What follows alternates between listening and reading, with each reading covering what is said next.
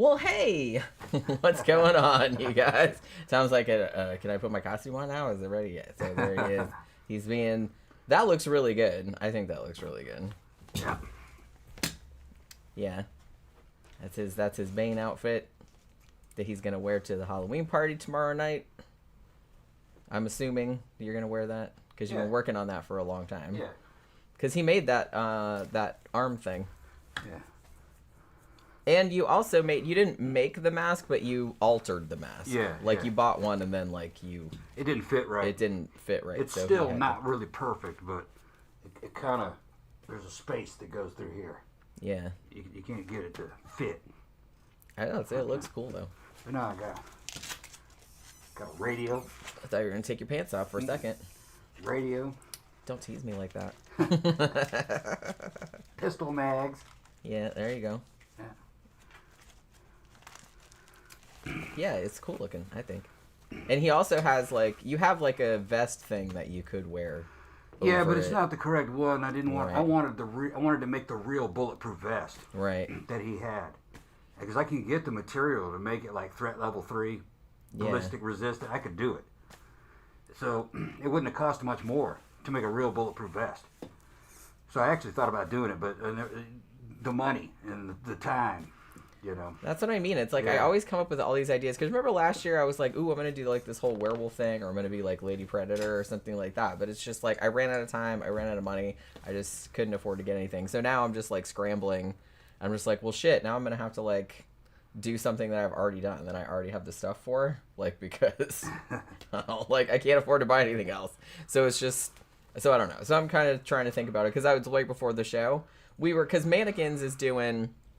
a classic monsters party tonight, and I said, and I do have a Bride of Frankenstein getup because I wore that 2 or 3 years ago, so I could do that, but it's I don't have time to do it before we go tonight because the makeup takes a while, and I'd have to and I don't know if I could tease I guess I could tease my own hair, although I also have a black wig, an old black wig I could probably tease as well, but so I don't know if I'm gonna do that. Or, like I said, I was Medusa last year. That costume did kick ass, though. And I said the only other one that I have, I think 3 years ago, I was Vampire Amy from Fright Night. The original Fright Night from 1985. And I still have all the stuff for that, except maybe the contact lenses. I'm not sure where I put those yellow and red contact lenses. I'm sure they're around here somewhere. But, yeah. So we decided that... because I think Tom wanted to go to Mannequins tonight, but I was there's just no way I could get ready or think of anything in time.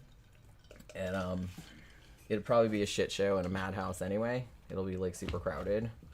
So Barbarella is doing a Halloween party tomorrow night. And they're having a costume contest and stuff like that. So that'll be better because I could have more time to come up with something. Like I said, I'll probably just end up wearing something. Maybe I'll do Vampire Amy again. Because I don't remember... I don't even think I went out in that costume. I think I wore it. I wore it I think it was 3 years ago because we were still at the old house. Yeah. I think I wore it on the show and, gave out candy and stuff like that. But I don't think we went out in it. Not that I remember, anyway. Then do that one. So maybe I should do that one. I still got the wig. I still got the dress. The makeup takes a while because you have to do, the big mouth and everything. So I'd have to give myself some time to do that, but maybe I'll do that. So, I mean, and that would probably, go well, too, because Barbarella, that's, Saturday Nights, that's their 80s night, so it's an 80s movie, so maybe that's what I'll do. And it's been a long time since I've done that. I mean, you guys probably remember it, but I don't think I went anywhere in it. Bride of Frankenstein and Medusa... I went to Mannequins in those outfits. Big Little's going to Mannequins tonight, too. He always does. Okay, yeah. He always does. Yeah. Yeah. What's up, Dave? Yeah. Yeah, tell me how the costumes are. Tell me if it's crowded or a big shit show or everything like that. Because we were thinking, I'm if we went tonight, I wouldn't have time to do a costume. So, because I just didn't have time. But, you know what I mean. Lim Lee says, hello, I just watched Shorts, Pookie. We only have one short on here, and it isn't Feeky. I think she's sleeping on my laptop or something like that. Dave said your Medusa was hot. I loved how my Medusa outfit came out. I worked really hard on that, and I thought it came out like super fucking cool. I thought it looked really good. I wish I'd gotten some. I got some decent pictures of it, but I wish I'd have gotten like better pictures of it. Because when I was at Mannequins last year, man, everybody came up and told me how cool it was. Yeah, Limley was just asking what I'm going to dress up as. That's what I was just trying to decide. Now, Tom was Bane last year too, but you were like the comic book Bane, like with the El Santo style. Yeah, like a mask, wrestler, like the wrestler kind of thing. Yeah, he was the comic book version. Yeah, the black and red one, black, red, and white. So now that I think about it, I probably will do Fright Night Amy, like Vampire Amy, because and I could probably do. What ended up happening when I did it the first time, which I'm pretty sure was 3 years ago, is, if you've seen Fright Night, the Tom Holland one from 1985, like, she has that big, huge mouth that's, like, way out here with, like, all his fucking teeth, and it's, like, really, really cool looking. And initially, I had bought this vampire mask, like a whole mask, and I had cut the mouth part out because it was this big, wide mouth, and I was trying to put it on with latex, and it looks kind of cool, but I couldn't really get it to stay, and I couldn't get to, like, match my skin and everything like that. So I was like, well, this is a pain in the ass, so I just threw it out. And then I just drew it on, like, with paint and, like, makeup and stuff, and it looked okay, but I think if I had more time, I could do, like, a better job, you know what I mean? Because I was kind of rushing. So maybe I'll try and do an improvement on it. So, and I don't think anyone has seen that one. Okay. Emily said you should bring Pookie to the live show. She might come by. Yeah. It's weird because Bambi was in here earlier. Little Bambi Dakota, Ms. Underfoot, as I call her. She was in here earlier, but she doesn't ever seem... Because I was like, I think you guys have only seen her one time, right? Like, right after, maybe the day or two after we adopted her. I can go get her. Like, I think Tom picked her up and put her on the show so we could, like, introduce her to everybody. Because she's our, newest baby. We've only had her for a few months. She seems to have adapted well. But, but she never seems to be around. She doesn't seem interested in the show. You know what I mean? So, she's never around, like, to put her on the show. But Pookie is usually in here because she's like, what are you guys doing? Why are you not paying attention to me? Whenever you're doing anything, she has to get involved. You know what I'm saying? She just follows us around everywhere. Although Bambi does that too, but usually when she wants food. Yeah, Pookie shows up when she feels like it. Yeah, Danny Rowling said I never saw her yet. Yeah, I think we've only shown her one time, and it's like maybe the day after we adopted her, because we talked about, and I think we talked about adopting her like on our Meg review or Meg 2 review that got taken down for a little while because of copyright, blah blah blah, and it's been reinstated now. But I think that's when we were talking about it, because that was the day that we had adopted her when we went to see that movie, because we got her from the PetSmart. Oracle said I was at the PetSmart the other day, and the adoption center had this lovely Blue Point Siamese kitty named Luna. Oh, she's been there a couple weeks, and I keep wanting to adopt her. It's like, oh, it makes me so sad. Like, whenever I want to go in and look at the kitties, but then I'm like, I don't want to, because then I'm just going to want to take them all. What happens, too, is that sometimes, because a lot of times we go to the, oh, he's got her. Yeah. He's got her. What you doing, Bambi? Hey, it's okay. She's like, oh my God, what is happening right now? It's okay. See? She's so pretty. She looks like a little bob. She looks like a little bobcat. Little bobcat, yeah.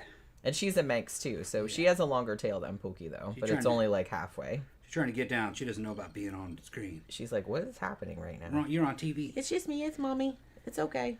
She's like, I'm out of here. She's like, I don't know. She's very nervous. But she didn't go anywhere. She just stayed there and looked at me. Yeah. She's over there now. Yeah, she's under the table. What you doing? Yeah.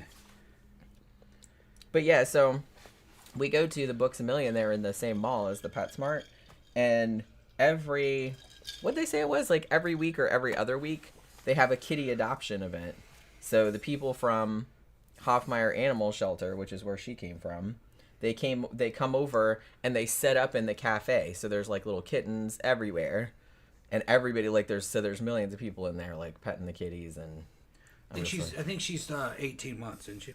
You're asking how old? Yeah, she's a year and a half old. Yeah. And they told us, we didn't know this when we adopted her, but she's jumping. But they told, oh shit, they're chasing each other. They told us when we later on when we asked about her that that she'd already had a litter, And I think they implied that was why the people who had her gave her away, because she'd had babies. Like, she went out and got pregnant and then had babies, and they were like, yeah, we don't want to put up with that. So they surrendered her. Yeah, Lindley said, you got another cat. Yes, we did. So we have 3 now. We still have Beijing, who is 13, 14? She's old, yeah. Something 13, like 14 that. Years old, yeah. She comes upstairs every now and then, but she mostly hangs out downstairs. Yeah, she's real chilled out now. She's Yeah, old. she just kind of likes to sleep on the back of the couch and be pretty. Yeah. So she doesn't come up here much. She meows at you, yells at you when you walk by. Meow. Okay. She's bad about something. I don't know. Bitchy. A little bit. Yeah, and you go pet her, and then she, okay. All right. Yeah. But we were talking about it the other day because Pookie and Bambi have very, very different personalities. I think it's because Pookie was raised by people. She hasn't really been around other cats other than Beijing. And she's not real big on Beijing either. She doesn't care about Beijing. Yeah, not really. They're not friends. So, I mean, Pookie is just, I think she thinks she's a tiny fuzzy person. Like, she acts like a little person, you know? There's Pookie, right? We were just talking about you. Come here, Pook. Come here. She's like, what? Okay. Yeah. But the thing about Bambi is I think since she grew up in there's Pook.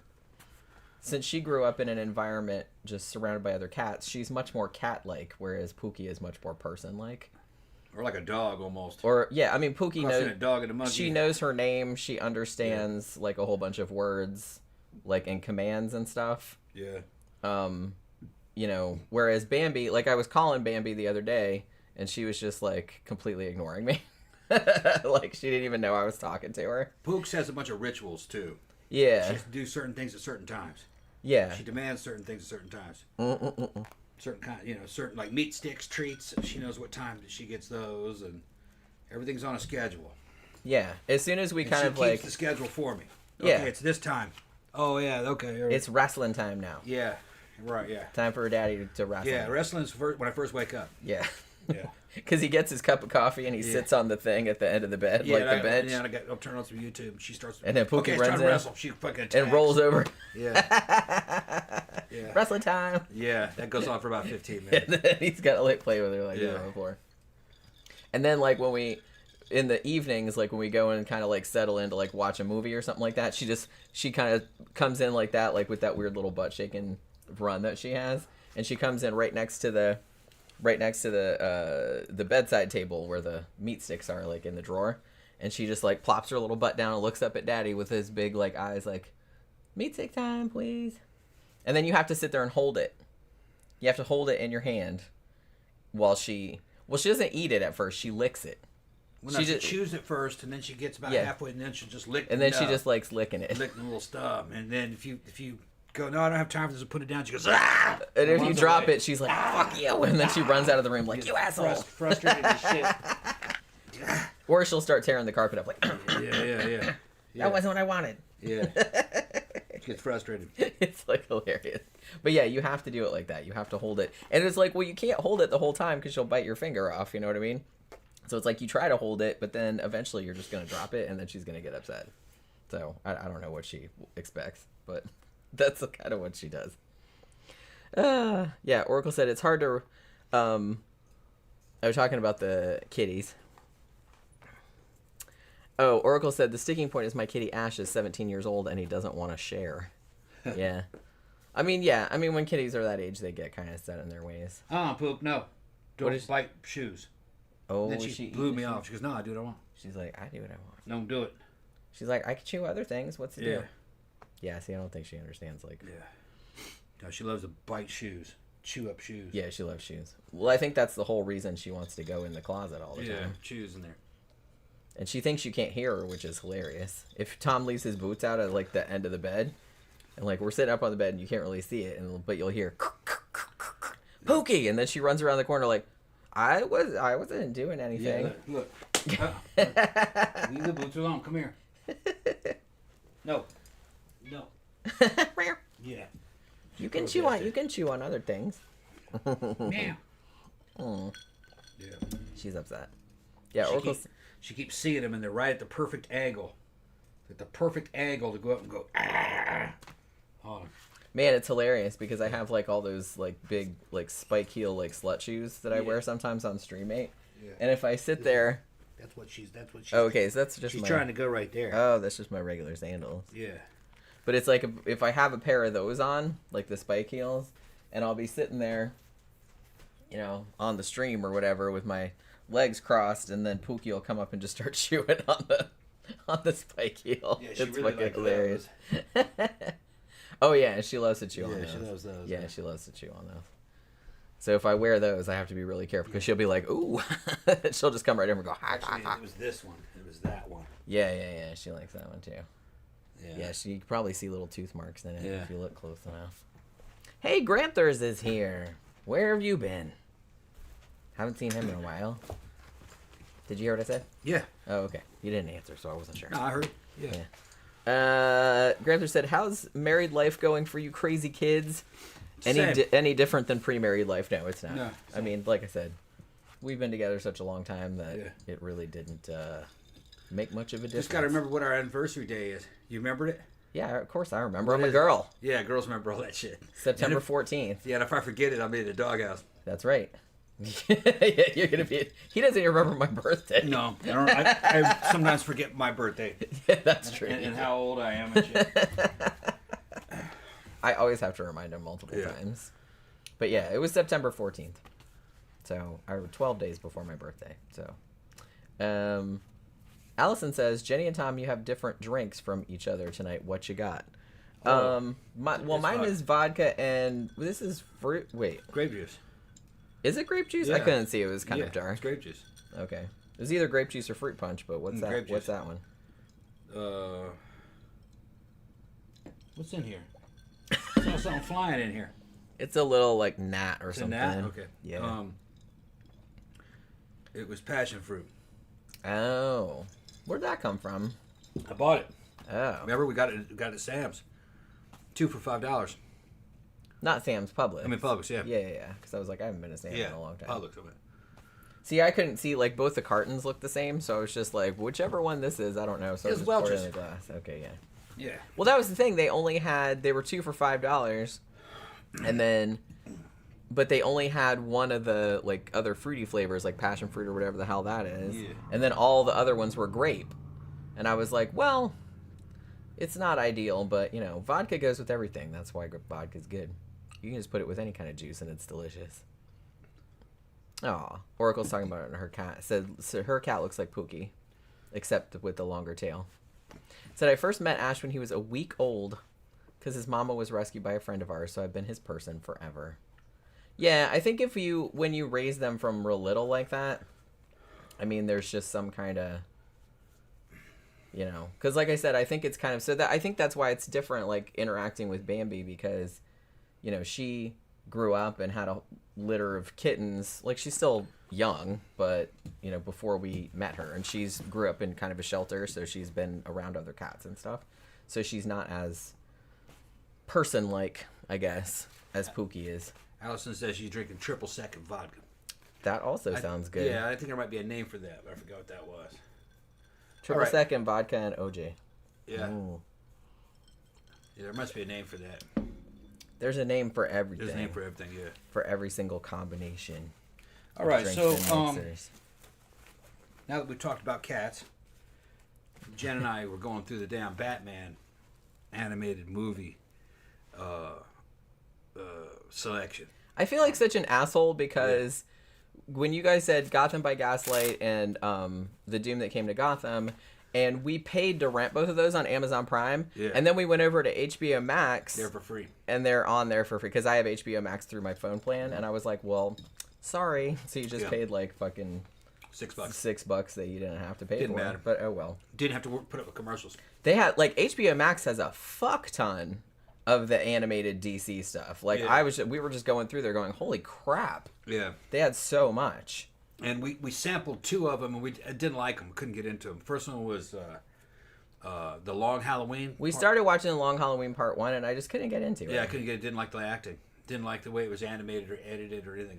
So discontinued that one. And then went to Batman Year One. We got through about 20 minutes of that, and I was like, nah, this isn't for me. So then we went to Ninja Batman. Ninja Batman. Yeah, Ninja Batman was very good. Okay, that was cool. Yeah. I think one of y'all talked about that She fell too. asleep at the end. I did. I was really tired. I turned it off, and we're going to have to finish the end of it. But it was pretty good. And it was about one of the bad guys. He's some talking gorilla. I forgot what his name Gorilla is. Grodd. Gorilla Grodd, yeah. He makes a time machine. And Batman tries to stop him. Like gorillas do. Yeah, Gorilla Grodd had all the bad guys there. And they got fucked up. They got the time machine blew up or something. It malfunctioned, and they all got sent back into feudal Japan. But they arrived at different times. When Batman arrived, the other ones had been there for years. And the bad guys, and they had taken over Japan. They had whole feudal armies. They were in the Warring States periods and everything. And Batman has to stop them. It's pretty good. And The animation is gorgeous. yeah. It's more like computer animation, though. It's like a video game. It is, you can't but it's tell it's video. It's cool looking though. Yeah. Like the style of it is really cool. Yeah, So yeah, Joker and Harley Quinn are kind of like the main baddies. Yeah. Yeah, and all the female characters all have fucking outstanding boobs. The artists are Japanese. The director's Japanese. So it's yeah, and it's done in anime style. It was good. Yeah, I mean, I really liked it. Like I said, I just because I fell asleep, that's no ding on it. It's just I was up tired. really early, so. Yeah, Batman gets adopted. Batman loses all his technology fighting him, and he thinks he's going to lose, but he gets adopted by the Ninja clan that was waiting for him. He was part of their prophecy, so he becomes a ninja. Yeah, so Batman is Yeah. a ninja. And so he's running a whole army of ninjas. I mean, yeah, it's crazy. pure bullshito. Well, that's kind of what I liked about it. Though. Yeah, oh yeah, they lean into the bullshito. Batman saying, "Yeah, ninjutsu's even better than all the toys that I had back in Gotham City." You know? It's like, all kind of, okay, nah, man. probably not, but you know what I mean. And what was really cool about it is that all the Batman villains, they had been there long enough where all their castles could convert into a giant mecha, giant robots. Because they were fighting Japan. each other because it's Japan, man. Yeah, you can't just have like a pagoda or nothing like that. No. It's like, no, it's got to turn into a giant robot also. Yeah. Because of course it does. Yeah, and Batman has to fight giant robots. Because like, well, that's like Joker had one, and then it's like this big fucking mechanized arm comes out, and we were like, oh, of course. Right, yeah. Yeah, that's the way We're like gonna not go. even surprised. That's the way they're going to go. Yeah. We're like not even surprised. So it just goes to Yeah. show. But I'm still gonna say, like, of all the ones that we've watched, and I know that we didn't finish Long Halloween and we didn't finish Year One because, like I said, I just couldn't get into it. I was hoping the Long Halloween would be more like Halloween-y, but it was kind of more like a Godfather type, like a gangster it was type dry. movie. Which, so I couldn't really get into it as much. Yeah. Which maybe it's good. I don't know. Maybe it gets better because it's long. It's like fucking, what is it, 3 hours or something? Yeah, well, the voice acting, I didn't think that was that good. Yeah, that's true. And I didn't like the animation as much. Yeah. But I'm going to say, like, out of all of the ones that we've watched recently, I mean, Gotham by Gaslight is easily my favorite one. that's the I mean, best I one. thought that was excellent. And then The Doom That Came to Gotham was pretty great, too. it's pretty good, but I Yeah. think I'd put Batman versus Dracula above the Lovecraft one, Yeah. just for the story. I mean, I don't know. It's just more like Batman versus Dracula. It's more like a Batman story, more like a superhero story. Yeah, like you were saying, the Lovecraft one was, like, very obviously a Lovecraft story that just happened to have Have Batman in it. Yeah, it wasn't quite as satisfying for me. Right. And it was a little... I think if you're not real up on your Lovecraft lore, it might have been a little bit hard to follow, maybe? I'm not really sure. It's kind of a convoluted story to me. Well, because it was kind of a combination of a bunch Yeah. of different Lovecraft stories. Yeah. Like, they were kind of wove them all in there. I'd say Gotham by Gaslight and then Batman versus Dracula. Yeah. Yeah, even though they're very different. But the Dracula one was good, too, because it's like, I really, really liked the Dracula character. And then I Ninja liked Batman. I like Peter Stormare. Ninja Batman's easily in the top 3. Yeah, I mean, just the look of that was, like, super fucking cool. It was easy to follow too. You knew what they're doing. Yeah. It's a Japanese style Batman. Yeah. It's just like anime style. They're doing montages and introductions every time something happens. It now says, super powerful mechanized Batman. It's just like Everybody's a video names game. come up on there. Yeah, it's a it video was like game. pretty cool. And Japanese artists always draw Western women fucking to amazing proportions, so it looks pretty cool. Well, they're Pretty like, cool. yeah, might as well. You can draw Yeah. however you want. So Catwoman- it's just kind of like... Catwoman was stacked. Poison Ivy stacked. Harley Quinn stacked. They're doing fucking backflips through the air, hitting the ground perfectly. Fucking, it's just male gaze, man. Lots and lots of male gaze. It's real fast too. You Yeah. have really time for anything. Yeah. Boobies. Yeah. Joker. The voice acting for the Joker, I didn't like it that much, but it was. Yeah, it's a little... I was over going the to say top. it's a little over the top, even though, that's the whole Yeah. point of the character. Yeah. But, I mean, even by those standards, I think it was a little bit over the top. But it was still like, pretty good, though. But I like the look of the character design. Yeah, was he looks really good. cool. Yeah. Danny Rowling said, the Son of Batman animated movie is really good, with his blood son, Damian Wayne. Yeah, I think that one was on there, too, because on that there. was one of the ones... Yeah. I couldn't... Like I said, I could not believe. I was like, shit, man. Here's the thing about nowadays...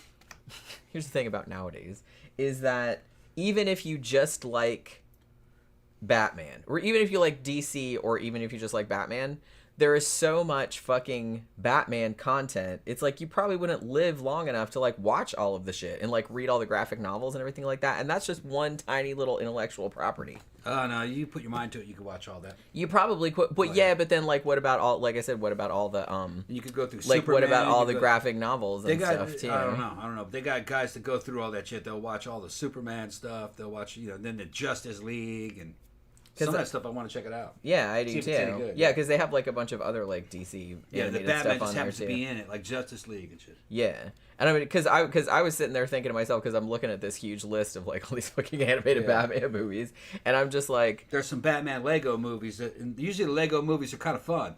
Well, I've liked the Lego movies that Yeah. I've seen. They are super cute, and like I did kind of want to see that Batman Lego movie. I think Yeah. I'm pretty sure that's on HBO Max too, but I think there's two of them. Now Mm-hmm. that I'm thinking about it.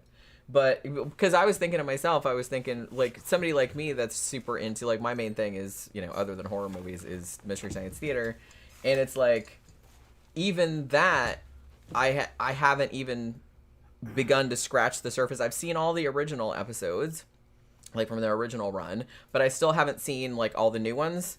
I saw the ones that they did for Netflix, but I haven't seen the ones that they've done like, independently, like the Gizmoplex and everything. And then also you have Cinematic Titanic and you have Riff Tracks and you have all this other kind of shit, and it's just so much. I'm just never going to be able to watch it all, unfortunately. But HBO Max and Amazon Prime do have some of the newer ones, like with Jonah Ray and stuff. And I actually do like those. I know a lot of old school MST people did not like them because they thought that it was too... the jokes were too like fast paced, or it went like it's just different. The setup's the same, but it is a little bit different because it's different people doing the voices.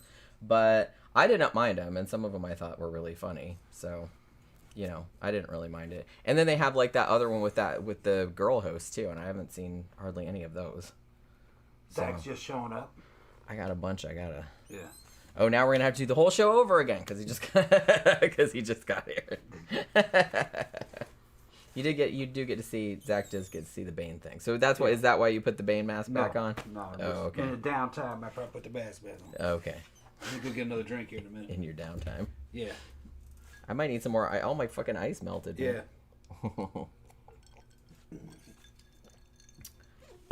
Yeah, Oracle said, Mark Hamill has retired from the Joker voice. Now that Kevin Conroy has passed, I don't blame him. Yeah, it's... Well, I don't know. He's kind of old to do that now. He's got other things going on. He was in that series Jen just watched. He did Follow really the House of Usher. Yeah, Yeah, he's really good at He it. was the Usher family lawyer. Yeah. Yeah, that one scene of him, like in the last episode, where I don't want to spoil it because I know some people haven't seen it, and if I say what the conversation was about, it's kind of a spoiler. So Mark Hamill, man, Star Wars kind of fucked him up. He never really could do anything after that. He was just too typecast, I guess. He then ended up in like playing in the Guyver. Remember that movie? Corvette Summer. Corvette. That was Oh, was bad. that before Star Wars or after? No, I think that was right after. That might have been right after. Yeah. I think I saw that on cable. He never really recovered from Star Wars. During the middle part of his career, I guess he couldn't get anything cool, He was played out. But he's getting good work now. He did a lot of voice acting. Yeah, the voice acting, that's the best thing he did. That's kind of like the main thing. They said he was like one of the best Joker voices of all times. Yeah. I don't know the series. That was Batman the Animated Series, right? Yeah, They did the voice on that. Yeah. Yeah. So, Zach says, how do I get you guys to go in reverse? But that's the thing about... I feel bad for Mark Hamill because he seems like a really nice person. And that's kind of the double-edged sword of being in a movie as massive as Star Wars was in 1977. It's like, now you're this big star and you're making all this money and everybody knows who you are. But it's just kind of like whatever you do after that is just going to inevitably not be as good. And like I said, you might get typecast into that type of role. And if you can't get those type of roles, no one's going to put you in anything. Yeah. You know what I mean? And I think for a long time, I don't think this is so much the case nowadays, but I think back then too, I think that's why a lot of actors didn't want to be like in horror movies, for example, because they're like, well, I don't want to get typecast as horror movie guy, and that's like all I'm going to get, and I'm never going to get in these big prestige dramas and win an Oscar or whatever. So, because horror movies don't win It's Oscars. actually what Hamill should have done. Probably. He should have done basically what Jeffrey Combs did. Yeah. Which is horror movies and Star Trek series. Yeah, just weird ass genre shit. Jeffrey Combs was the shit in all the Star Trek shit that he did. As Commander Shran, and then that Jim Hadar guy. He did a lot of cool characters for Deep Space Nine and Voyager. He was in Voyager. What was he in the other day that we saw him in? That he was just in like one scene, and you were like, "That's Jeffrey Combs." No, Jeffrey Combs did the voice acting in that Batman animated. That's right. Lovecraft movie. Yeah, that's right. That's kind of cool that they put him in there because he was in all those Lovecraft that voice adaptations. was going man, it's Jeffrey Combs. He's like, that's Jeffrey Combs, and I was like, it does kind of sound like him, doesn't it? Yeah, so he's like, so he looked it up. It was. He was only like in one scene. Yeah. But was it Batman versus Dragon? No, it was the Lovecraft one. Like it was Lovecraft. Was it? Yeah. Doom something or other. The Doom that came to Gotham. Yeah. So yeah, Jeffrey Combs did have like a one scene in that, which I thought was really funny. He was also in. And I only remembered this movie because I think I reviewed it like on my Flickers of Fear series. But I was just thinking about it the other day because I think Brandon Tennell did a video about it, and it was called Abominable, and it was like about a killer Sasquatch. And Jeffrey Combs was in that too, like playing this fucking real like backwoods redneck kind of character, and he was like fucking hilarious. That's a great movie, by the way. Like a great monster movie. I can't remember what year it came out. It's not that old. But I think Lance Henriksen was in it too. Like a lot of kind of big, like stars were in it. But that's the thing. Like I said, I get it. If you're an actor, you don't want to be typecast in a certain type of genre or something like that, especially something like horror, which, while it's not as disparaged as it used to be, is still not like a super prestige genre. I get that, but it's better than not working. It's better than not working, and two, and I've said this before, I will submit that horror fans are the most loyal and will fucking, you're in a good horror movie, those fans will stick with you for fucking ever. You just run the convention scenes. Yeah, you go to conventions and everybody will turn up and pay for your fucking autograph for years and years and years until you're a very old person. Yeah. Because they just love that shit. Yeah. They'll come to the table down there and they'll spend $50 to talk to you at the table for 10 minutes. Yeah. Yep. I mean, I think they're doing is Spooky Empire going on this weekend? Probably. Or it went on last weekend, I can't remember. Yep. John Gora said Mark Hamill plays a stone cold psycho along the lines of Peter Lorre in Sushi Girl. I've actually never seen that. Had Tony Todd in it too. It was okay. Okay. Oh, that kind of sounds like something I might need to see. I love Tony Todd. Why isn't he in more stuff? If I was Hamill, I would have gone the same way that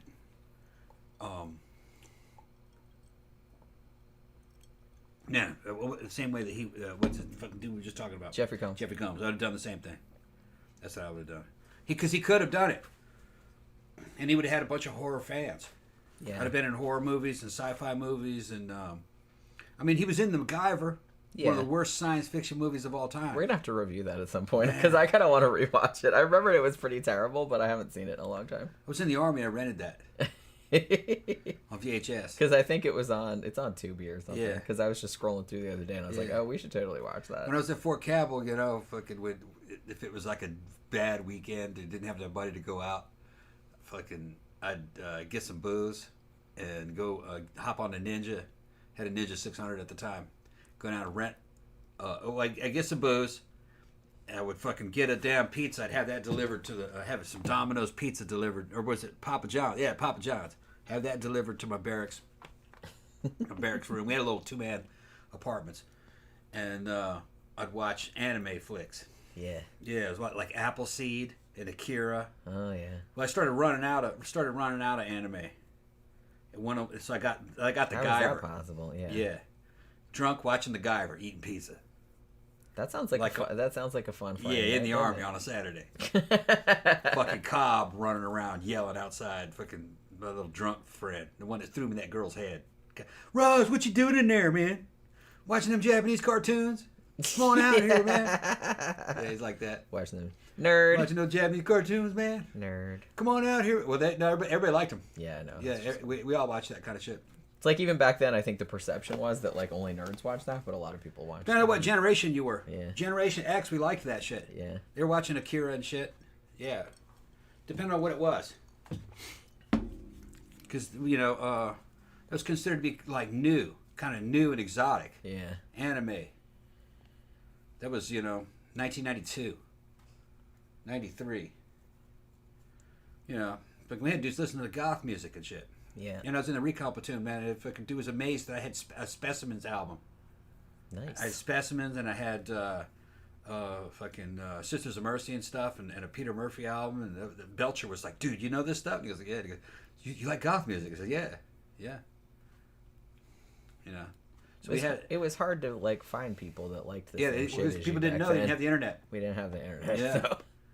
But the squad leader I had for a while, Sergeant Smith, man, he was a huge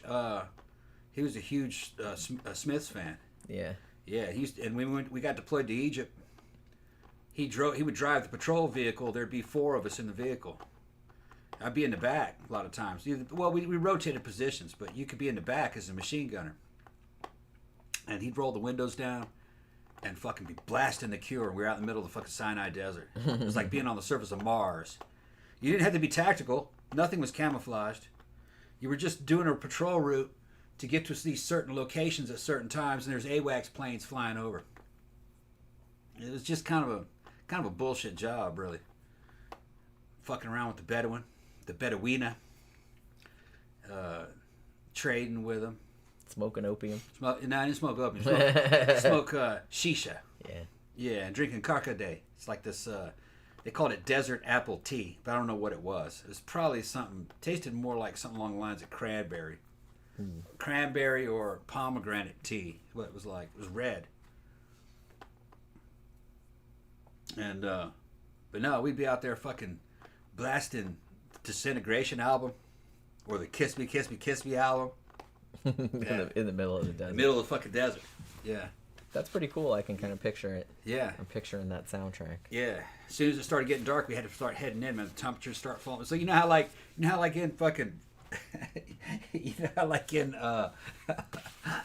fucking Empire Strikes Back, they had to close the blast doors because it's gonna get too cold at night. That's what it was like out in the desert. Right. We got to get the fuck in, man. The sun's going down. It's gonna get cold as fuck because it got real cold at certain eventually. Yeah. Yeah. It'd be hot in the day, real cold at night. Gramthars said Mark Hamill didn't have much range. Yeah, I will agree with that. And also, Allison reminds me that Mark Hamill was in Body Bags, the John Carpenter anthology film, which I feel like more people need to see that. I feel like it's really underrated. I think it came out in 1993. It's good, yeah. And Mark Hamill is actually really good in that. I forgot that he was in there. Yeah, he was in like I think it was the last segment. Yeah. That is super. We reviewed it like a long time ago, but that is a super, super fun anthology film. And I feel like a lot of people forget about it. Even people that are like talking about John Carpenter stuff like kind of forget to mention it, but it's really good. It's one of his better ones. Yeah, and then Gramthars said he was in a World War II movie called The Big Red One. Oh yeah, I remember that. I remember that too. Yeah. Been a long time. I forgot about that. And then Zach says same issue with a lot of Marvel actors. They star in the big tentpole movies to get paid, and then do little indie dramas to actually act, but no one ever sees those. Yeah. I mean, that's the thing. You get like a big fucking millions and millions of dollar payout for doing that, and then you can just do stuff that you want to do, which I guess is kind of nice. If I remember correctly, Big Red One had Lee Marvin in it. I think it's one of his later movies. You guys can correct me if was it? It's been a long time since I've seen that. I think that might have had Lee Marvin in it. It was a World War II movie from the 80s. Yeah. Was it? I thought it was later than that. No, 80s. Now I can't remember. 80s. And then Oracle said the voice acting has been Hamill's salvation, in my opinion, because he's got a decent range of voices and can deliver different characters. Yeah, and that seems to be like the direction that he went in. He became kind of beloved for doing that. So I guess it's good that he kind of found that niche. He was really funny. He turned up on one of the newer Mystery Science Theater episodes too, like in a really funny sketch. Because he's a big fan of that show too. Kind of reminded me of what I was talking about. I was watching Guyver. The Guyver had Mark Hamill in it. And it was one of those kind of movies where I really liked the idea of it. It had some good ideas. And parts of the costumes were really cool. All right. It looked good. But man, that was it. It was like dialogue was fucked up. And they had some stupid homages. Like they had the dude who played JJ from Good Times. What was that guy's name? Oh, Jimmy Walker? Jimmy Walker's in it. Yeah. All right. He turns into his monster form, and fucking it is the fucking most ridiculous looking monster I've ever seen. I think I vaguely remember that. Yeah, it looks like you go to Disneyland. You know how they make those fucking distorted drawings of your face. Mm-hmm. They're like that. It's comedic as shit. Yeah. And they're having rap battles in the. That's so fucking 90s. Oh my god, we gotta watch this they're again having now. rap I battles. had totally forgotten about that. Yeah, the monsters are having rap battles in the movie. That makes total sense. Yeah, it made no fucking sense. It's just that the Japanese were trying to be very American, I guess. The Japanese were involved in that. Yeah. It was originally a Japanese... Now, I did see the anime of the guy. It was a lot better. The anime the Japanese anime was a lot better. Of course. Although it still had a lot of the same problems that anime has, which is like schizophrenic storytelling, and there's not a whole lot of damn continuity and over the top emotions and weird voice acting. But that was kind of what I was in a way looking for when I was watching those in my 20s, when they were kind of newish. They were new to America. It was just an alien experience. Yeah. Like, well, yeah, it's something different. I think that's what appealed to people. Yeah. Although some of them weren't. Akira was almost kind of like a Western movie. It had some Japanese-ness to it, kind of like Blade Runner. But it was more coherent. Some of that shit was just totally incoherent. Yeah, I've seen some animes, and I was just like, I'd be lying if I said if I knew what the fuck was going on. Yeah. Right now. Then some of them were pretty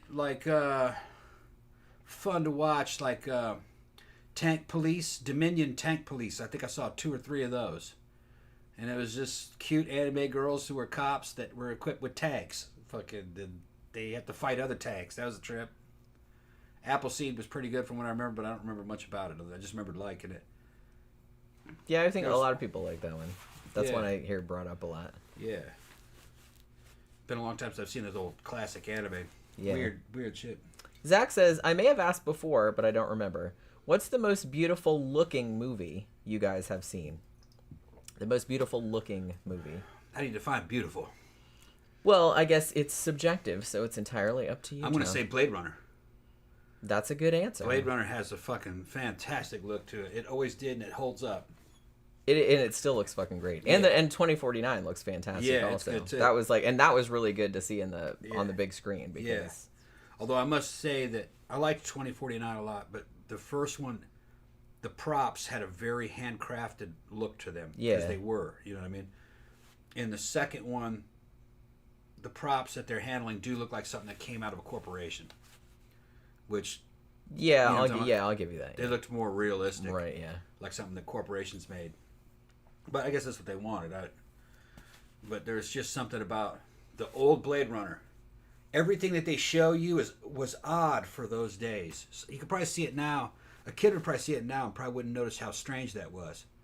But it was real strange to see the shit that they were showing you, like the guns and even the clothes. They were kind of off. Everything was custom made, and it wasn't something you'd actually see in the 80s. Yeah. It was something that you could only kind of imagine. And just the cityscapes, the billboards, and although the second one I have it's got a lot of good little details. That was pretty gorgeous. In there, was, yeah. Really gorgeous. Holograms. In the new ones, there's the city's filled with advertisement holograms. What's the name of that cute Latina girl that was in Bond and was in that movie? Ana de Armas. Ana de Armas. I went back to go look at some of those graphics. Like when he goes into the little open air bar and the replicant hookers make a move on him. Before he gets there, you see a hologram of a girl dancing with something in her hand. I went back to see what that was. And then I Googled to see what that was and what it was saying. It's a fake sake commercial. And it's Diarmas who's doing the dancing.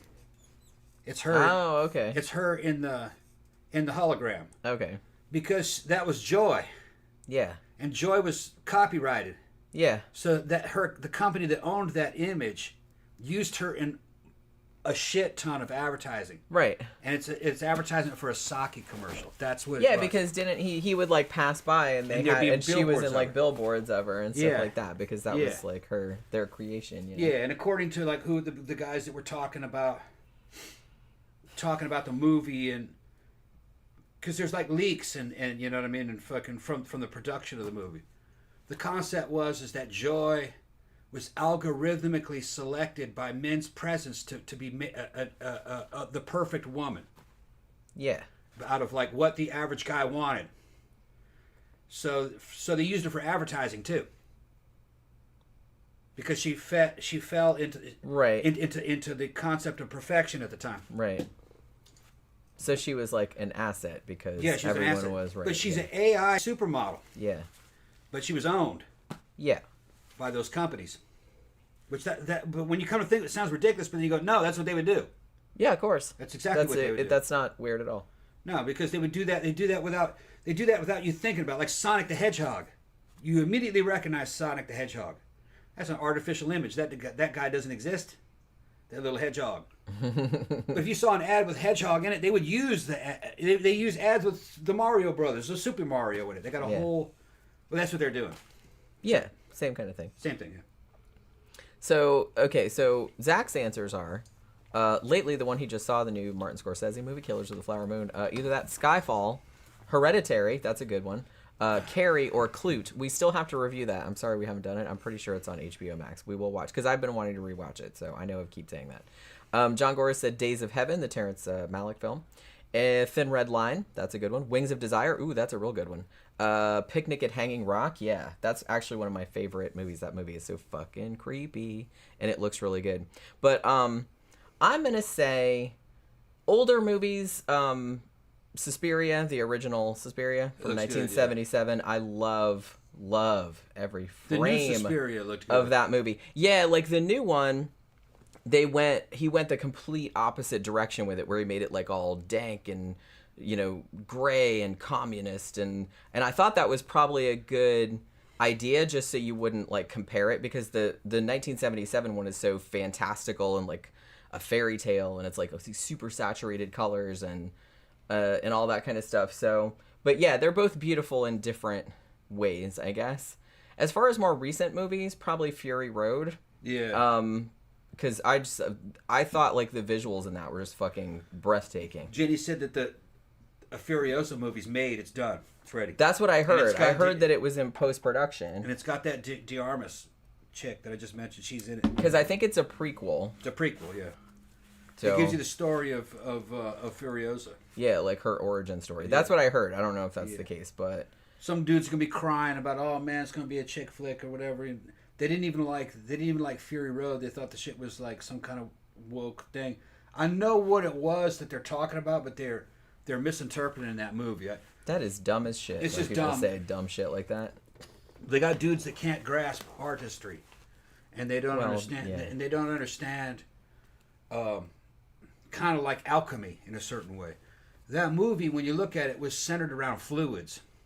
Okay, it was milk and blood, all right, and water, and fuel and water.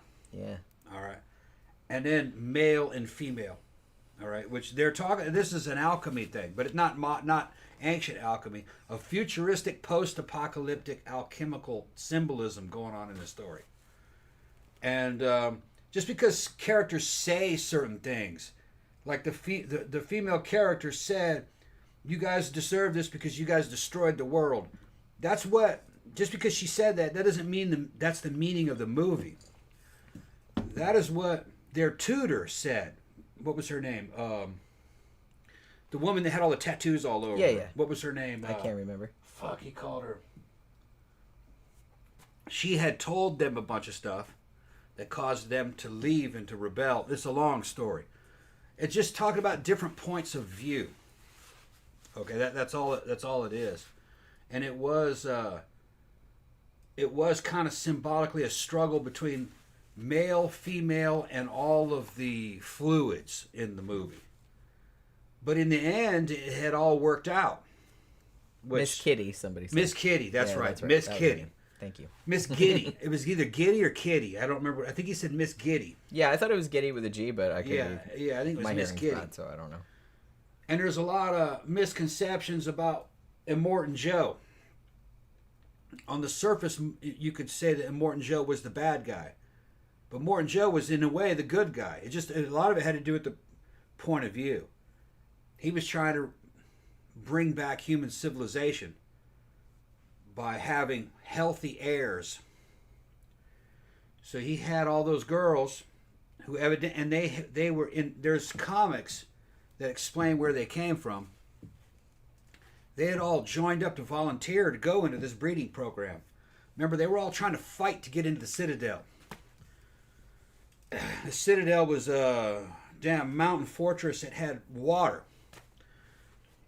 And I read the prequel comic books that explain how Immortan Joe and the guys that ran the Bullet Farm and how they got a hold of all this stuff. It was during the apocalypse. They were ex-military guys. They were ex-special forces, Australian special forces guys. And they fought to get all that shit. And then once they got in there, they tried to bring back civilization. But they were so damaged from radiation and shit, they were having mutants as children. And the thinking, Immortan Joe's thinking was that if you had healthy heirs, that you could bring back civilization. Now, his men were only in the Citadel. Everybody else were just people of the wasteland that weren't his citizens. All this stuff about giving them water, he didn't have to give them water, he just did. But he considered them to be dying, which they were. They didn't live very long. So he thought it was wasting resources on them. He wanted to bring back normal human beings who weren't mutated. So the girls had kind of volunteered for that. Now, he was not having sex with them. He couldn't get it up, and a lot of him was cancerous. So it was all artificial insemination. That's what was happening there. In the comic books, Immortan Joe actually was into boys. All the war boys and everything. That's why he was they were calling him Daddy and shit like that. See, he was kind of a leather daddy, you know. It was an interesting story though. And when he would, when in the comic book, when those girls were around him for the artificial insemination, he'd have them dressed up as war boys, and the girls thought that was kind of strange, but that was his kink, I guess. He wasn't into girls, but I'm looking forward to seeing the prequel movie. It's gonna be good, I think. I mean, Furiosa was a great character. As long as it's the same director, it'll be good. Yeah, I mean, they spent a lot of money making vehicles. Yeah, they spent a lot of money making vehicles. Miller said he has understudies that can do it when he's dead. Yeah, because he's getting older now. But I'm pretty sure, he was at the helm of this one. He said he's got guys that he can trust that know the culture that he's thinking and everything. Because, man, when I saw that movie at first, I'm like, oh my god, this needs to be they need to make a whole movie about her. Part of it was the soundtrack. The music. Everything about that movie, and I've probably seen that movie 10 times at this point. We saw it 6 times in the theater. Yeah. The first time we saw it, because remember we came out and I said, I feel like I just got my ass kicked. Yeah. The whole story was from a storyboard. When you can tell. I mean, it was so good. Like, everything about it was just so propulsive. It's just like, it was visually gorgeous. Yep. It was like, the sound design was amazing. The acting was amazing. It's just like one of the best movies of the last several years, you know? Yeah. So other people are talking about other beautiful movies. Kwaidan, yeah, ooh, that's a good one too. Mark of the Witch, 1974. Oracle says, I'm going to be weird and say Fargo is one of the most beautiful movies I've seen. That's not weird. That is like all this big, like snowy Minnesota landscape. Well, it's supposed to be Minnesota, but it's not, isn't it? Is it? Oscar says, hey, Oscar's here. Saw When Evil Lurks last week. Yeah, I've been hearing about that.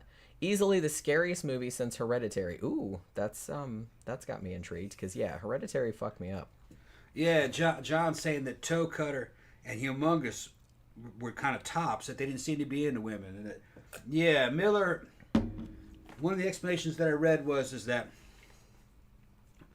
Miller envisioned the collapse of civilization to also be the collapse of any societal norms, and what would emerge would be kind of like tribal hypermasculinity and something similar to like prison, maximum security prison cultures, to where some guys would think that women were too weak to survive and not of great value. That only other men would be of value, which that's a fucking great angle for an apocalyptic movie, you know? But yeah, evidently when you read the comic prequels, Immortan Joe was like that. Hyper masculinity, basically. John Gore said, the Amando de Osorio Tombs of the Blind Dead fame. I just reviewed Tombs of the Blind Dead not too long ago. Fangs of the Living Dead looks lovely, like an old Aurora model kit come to life. I don't think I've seen that one, or if I did, it was a long time ago. Other beautiful movies, people talking about Psycho. That's a good pick. Edward Scissorhands. Marnie, the Alfred Hitchcock movie, which I haven't seen in a very long time. Dreams, the Akira Kurosawa film. I agree, that is a gorgeous movie. Yeah. Like, all of these are really good picks. A lot better than mine, I think. I'm glad that he picked that up about Toe Cutter, though. Toe Cutter, there's a homosexual, in the first movie, there's a homosexual inference between Toe Cutter and fucking Billy the Boy. And he tells Bubba to go back to get Billy the Boy, and he goes, I don't want to do it for him. He goes, it's not for him, it's for me. You know, it's for you, what you're doing for me, Bubba. You know, it's there's a lot of that going on. If you look at Bubba Zanetti, and I like the Bubba Zanetti character, he probably should have been the leader of that group, of that gang, but Toe Cutter was in there, inherited it from the Knight Rider. But if you look closely, Bubba Zanetti's wearing a fucking girl's shirt. I mean, it's a tank top. I wear a shit like that, but the cut of his for the 80s, that would have been a girl's shirt. He had the short white hair, kind of like fucking Rob Halford from Judas Priest, and wearing eyeliner. And you know, Toe Cutter wore eyeliner on one eye and one eyebrow. They were. And then there's. Could that have been an homage to Clockwork Orange though? Because then Alex wear the lashes just on one eye. And in that one scene, the two gangsters fucking when they're taking over the town.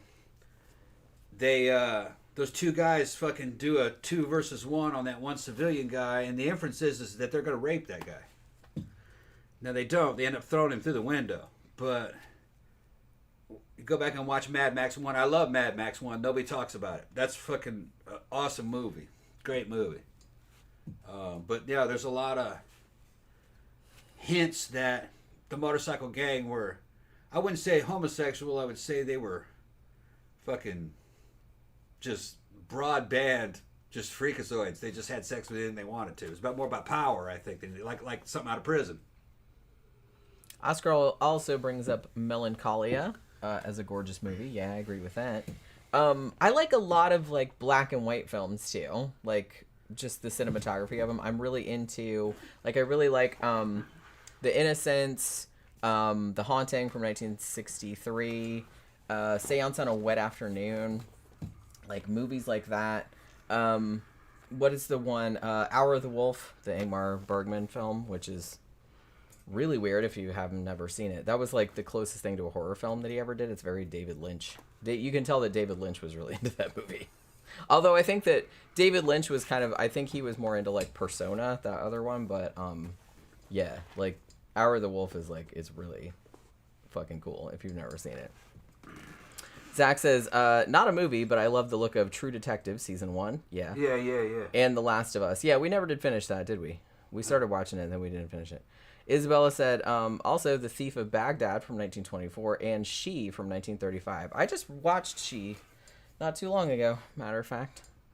Zach brings up Nocturnal Animals. Yeah, I still haven't seen that. I still got to get around to seeing that.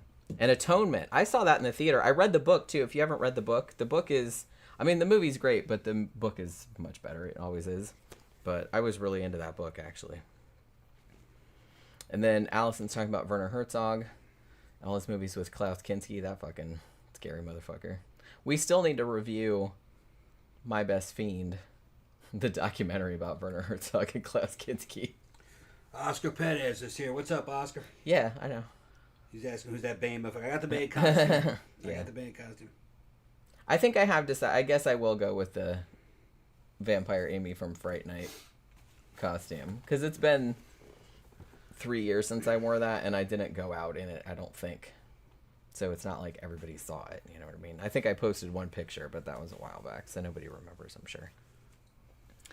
But, you know, I think it's probably...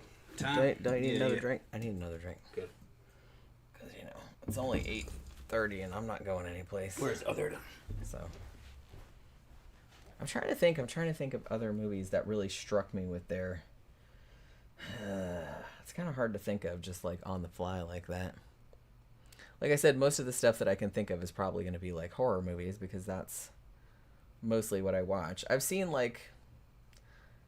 I don't know. I don't want to say I've seen pretty much everything. I've seen a lot of movies. And I've seen like pretty much like all the classics and all that kind of stuff because I kind of made it a mission to do that. I haven't seen a lot of newer stuff. I don't watch a lot of, you know, genres that I'm not really into. So I don't see a lot of comedies or anything like that, like recent ones. But, oh, I saw that new horror movie that a lot of people are talking about, Cobweb. They put it up on Hulu, and I watched that, and that was pretty good. It was pretty creepy. Kind of reminded me of, well, I think a lot of people are saying it's kind of like the Babadook, but it's not. It was kind of similar thematically, but really, like, the story was not the same. And I don't think it was as creepy as the Babadook, but it was still pretty creepy. But it was like, it was so dark, though. I couldn't tell what was going on most of the time, to be honest with you. You know, but it was pretty good. And have you seen, like, I guess, thank you, Bryce. Tom, you look jacked. What do you guys think of Richard Lehman? I read his book Beast House and it's disturbing. I haven't read a shit ton of his books, but I've read a handful. If you're interested, I actually did a video on his book. What the fuck is it called? I think it's called Come Out Tonight. And I did a video on it. Richard Lehman was kind of like... This is the guy I'm thinking of, right? Where every single thing that he writes, he was very... Because, like, in the 80s and 90s, there was, like, a big trend for, like, extreme horror. You know what I mean? You had people like Edward Lee and, you know, Jack Ketchum and Richard Lehman and people like that, where they was just, like, they'd write these horror novels that were just, like, super gory and, like, super pornographic. And so there was... And they would put them out, like, Leisure Books put a lot of them out, you know, as paperbacks. And I have a bunch of them still. Like, I have a bunch of them on my shelves. You know, Douglas Clegg, that was another guy that I read a lot of. Richard Lehman, his stuff was, like, is so funny to me because it's just... He wrote, like... And he was just kind of, like... He's passed away now. But he wrote, like, an overheated teenage boy's fantasy. You know what I mean? Like, the one that I reviewed of his was about this woman who's, at the very beginning... She's having sex with her boyfriend, or she wants to have sex with her boyfriend. They don't have condoms, so he has to go to the convenience store to get some or whatever. And then he doesn't come back, and so she waits for a long time. And then, like a dumbass, she's like, "Oh, I'm gonna go walk down there in the middle of the night, like in this super sketchy neighborhood, and like see what happened to him." She ends up getting picked up by this teenager who's also like a student of hers because she's like a substitute teacher or something, and he ends up like raping her and torturing her and thinking that he kills her, and he dumps her off this overpass, but she's still alive. And then she falls into the clutches of these other 2 teenage boys who literally, the first thought that they have when they see what they think is a dead woman, like laying at the bottom of this over, because she falls like into like near their yard or something. They're like, well, should we turn her over and look at her tits? And I was just kind of like, accurate, but it's a little, yeah. So it's just kind of like, it's a funny book. Like I don't know. Some people might think it was disturbing. I just kind of thought it was hilarious, but it's hilarious for like a lot of reasons. But his books are fun. They're just like trashy. And I read one that I don't remember if I did a review of it or not. I probably did. I think it's called Body Rides. And it was about, I can't even remember what the fuck it was about now. But it was just like about this thing. Was it a ring? I can't remember. But it would like let you go into somebody else's body like without them, and you could like quote unquote ride them around, so you could like be somebody else, kind of like being John Malkovich, I guess. But if you've seen that movie, the Charlie Kaufman one. But so it's kind of like that. But then there was like, that was like a really weird, I don't know, it just went off in like these really weird directions, and there was like this weird love story, and it was, I don't know, it was totally bizarre. It was really bizarre. I think I did a video review of it. I don't know if I did a written one. But yeah, so I've read some of his stuff. He's if you're in the right mood for that, then they're a lot of fun. If you're just in the mood for like some sleazy, porny, gory trash, then they're pretty good. Although I would argue that a lot of the other kind of leisure books authors, as I kind of think of them, from that time period, were better writers. But because his stuff is kind of juvenile, but sometimes you want that, you know, sometimes you're kind of in the mood for that. I mean, that book that I did of his, I just found it like in a secondhand bookstore, and I was like, oh my god, Richard Lehman, I haven't read any of his stuff for a long time, so I picked it up and read it, and I was just like, oh my god, this is fucking ridiculous. And it was just like cracking me up. It's just like, and it cracked me up like doing the review of it too, because I'm just like, oh my god, this is fucking crazy. But you know what I mean. Joseph says a blurb described Richard Lehman as Stephen King without a conscience. That's pretty good. Actually, that's pretty good. Although I would argue, like I said, Richard Lehman stuff is a lot more extreme than, I don't know, I guess some of Stephen King's, but I don't know if I'd call some of Stephen King's stuff extreme, but Richard Lehman stuff is like way more extreme and like mean-spirited. You know what I mean? Yeah, just talking about the splatterpunk movement. Yeah, I got kind of, I'm not super into it. Like, I'm not super into quote-unquote extreme horror, but I do read it on occasion. Like, I've done some reviews recently of some kind of infamous extreme horror, like Womb by Duncan Ralston, which actually I quite liked. And that book, Cows, which was pretty fucked up. I don't know if I've ever read anything that just made me like, oh my god, I can't read this anymore. Although I have heard there's a book called, if you know anything about extreme horror, like this one kind of made the rounds. I think it's called Dead Inside. What the fuck is the name of the author? I can't remember now. But it's necrophilia, but there's other shit going on in there too. And apparently, like, a lot of people reviewed this one and they were like, this is the most revolting thing that I've ever fucking read. And I was just like, now I'm kind of tempted. You know what I mean? You've written some pretty revolting shit. True. Yeah, I really only read one of her stories though, but she told me about some of that stuff that's happened. I only read one of Jen's stories because I fucking hate reading. If she had read it to me, then I hate. Well, ask me. After my head injury, I have a hard time reading a long story because my eyes will go down and they'll go across the lines, and then 3 sentences into it, my eyes will jump up back to the top of the paragraph again. Yeah. I have to read it again. Like, I have no problem communicating online. Yeah. But if it's long stories, and I never really could break the habit after my head injury of doing that. I said, stop it. No, I wasn't there. And I'd have to go back to the line that I was at. It's kind of like, for about 6 months after that motorcycle wreck, I couldn't walk in a straight line. I walked in a slight bend, and I'd have to hit the wall and then push my way off of it. It's like that. You ever seen a fucking Remember that time we saw that possum walking in a circle? Yeah, that's in right. the road? In the road, yeah. As soon as I saw that, I go, he's got a head injury. Yeah. Yeah. We got him off the road anyway. Yeah, a cop came and got him. I wrote a story once about a pair of circus performers who were conjoined twins. Mm-hmm. Like it was and they were old guys now. Yeah. And one guy had his brother like growing out of his back or something, and their whole act was like the brother would like eat shit out of his big brother's asshole. And then like they got this wasting disease that like turned them into this like turned them into this like shitty soup. And then like so the main one was like he just kept eating the other brother and then like shitting him back out and like eating him again. My goal was for that. I had just read this really revolting story. I can't even remember who wrote it now. It was like in an anthology. And I said, I want to write something that just like makes me so like I want to write something that makes me gag like while I'm writing it. So I wrote this story and I was like, well, it worked because it's pretty fucking great. Even when I reread it now, I'm just like, God, I can't believe I fucking wrote that. But yeah, it's like it's disgusting.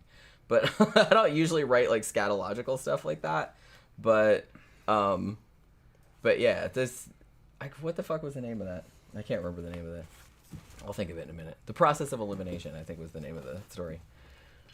Mike Barrett says, just finished reading The Girl Next Door. Pretty messed up. That is honestly... That's Jack Ketchum, by the way. That's one of the most messed up books. And it's more messed up because it's loosely based on a real case. They've actually made 2 movie adaptations of that. There's one that was called The Girl Next Door, and one I think is called An American Crime. And they're both... I mean, the real story is fucked up. And the book, which is fictionalized, but is pretty much based on what happened. He just changed some of the details. That's one of those books where you just like feel like you need a shower afterward, like a Silkwood shower. You know what I'm saying? Because it's really disturbing. Jack Ketchum was really good at that. I think he was, of all the kind of quote unquote splatterpunk writers that were around at that time, I think he was the best writer. He was real into, because some of the other ones like, Richard Lehman and Douglas Clegg and stuff like that, they were more into, I want to say like more supernatural kind of stuff, like Clive Barker-y type of like demons and, gore dimensions and stuff like that. But Jack Ketchum was very into the depravities that humans were capable of. That was where he found his horror. If you've never read, he wrote a book called Red, and I didn't read it for a long time because I knew what it was about. But I finally did read it recently, and it's basically what happens. The reason why I didn't want to read it was because I knew that at the beginning, and this isn't a spoiler because this happens like in the first few pages, there's this nice old man, and he has a dog named Red, and these stupid like teenage snot-nosed douchebags like basically blow his dog's head off like with a rifle just for shits and giggles. And then the rest of the book is this old man trying to get like justice for his dog. Yeah. And like it getting more, and this came out like way before John Wick, so it's not, I mean, this is an old book. I think it came out in the 90s, I think, or maybe 80s. And just I don't even want to say like the disintegration of the morality of the old man, because everything that he does, because he puts up with a lot, I'm gonna say, like before he just goes full on like scorched earth and decides he's gonna like just fuck him up, you know what I mean? And you can't really blame him because what the fuck, but it's a disturbing book. Everything that Jack Ketchum writes is really disturbing because, like I said, there's no supernatural shit. It's always like just horrible people doing horrible things. Or just like completely losing their moral compass and things like that. It's just, he was really good at. And I just said Jack Ketchum isn't even his real name. I didn't even realize that. It's a pen name. I can't remember what his real name is. But Pookie's back in here saying hi. Come here. Oh. Come up on the show. Come up on the show. What do you mean no? You tell me no. She's like, but I don't. You tell me no. Yeah. She's like that. Tell me no. She's like, oh, okay. I'll look at everybody. Look, hey, see? Look in the camera, Book. See? No tail. Yeah. So don't touch the tail. She's like, okay, don't touch my stump. her little popsicle. She looks like a little. What are those things? Like a little otter pop. Yeah. That's what we call her sometimes. Yeah. John Gora said, I only just saw Martyrs the other day. That's a hell of a movie. It is. again, that's another one that, and I did a review of this one a while back, and I think I said in the review, it's like, I don't blame you if you don't want to watch it, because there's some ideas and some images in there that probably you don't want in your brain. But I mean, I thought it was phenomenal, but it's hard to watch, though. It is really hard to watch, and I have to be in the right mood for that kind of thing. It's interesting because I was watching, there's this woman that I subscribe to, like, she's like a horror fan.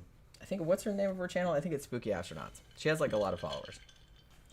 And periodically she will do videos. She's much younger than I am. So she's a much more, she likes some of the older movies, but she likes stuff from like the 90s, 2000s and everything, which, okay, I can't really hang with that, but all right. Depends on what it is. That's what I mean. I like horror movies from all eras. Like, I'm not snotty like that, but I kind of like resonate more with people that don't have a particular, that just will watch anything from any era. Because I really don't like people that are just like, oh, that's old, I don't want to watch that. Oh, they don't know what they're missing. Like that, yeah. That's what I mean. Or they don't get it, you know. Man, I like some shit from the 30s, man. I do too. That's what I mean. I love silent movies. Yeah. I really like silent movies. Like, there's just the whole vibe about silent movies. But just like we said, it depends on what it is. Yeah, like, not everything from every era is good. No, most of the shit from the 30s to 50s and the 20s sucked. Most of it, but some of the horror movies were fucking great. But they're within a little spectrum. You know what I mean? Their bandwidth is kind of narrow. There's shit that they couldn't do, but they're still good movies. Yeah. If you don't believe me, if you never watched an old movie, I want you to watch The Black Cat with Boris Karloff and Bela Lugosi. That movie's deep when you think about it. Satanism, necrophilia, implied torture. Yeah, someone gets skinned alive. So. Stealing people's fucking mother-wife fucking teams and shit. Fucking, you steal a dude's wife and the daughter. Sending dudes to prison for nothing. Human sacrifice, and a lot of it's just implied. You have to slow down and pay attention to the story. Because there was stuff that they couldn't say. And they're showing you beautiful women in caskets. And he didn't say he's having sex with them. He says he's just keeping them for their beauty. I mean, that's the implication. But, you know, that's not what's going on. Yeah. Well, they had to do so much finessing. You had to go around it, because you couldn't say certain things. Yeah. What was his name? Shalmar Pelzig. Perlzig was his name, right? Sharmal Perlzig. It was something like Sharmal Perlzig. That's what it was. That was the name of Boris Karloff's character, who he was a satanic ex-military officer who had sacrificed his unit in a World War I battle zone. No, it wasn't even World War I. Yeah, it was World War I battle zone. Yeah. He made sure his unit lost on a certain location to not to desecrate, but to consecrate the ground he was going to put his fucking castle on. That's some wild shit, man.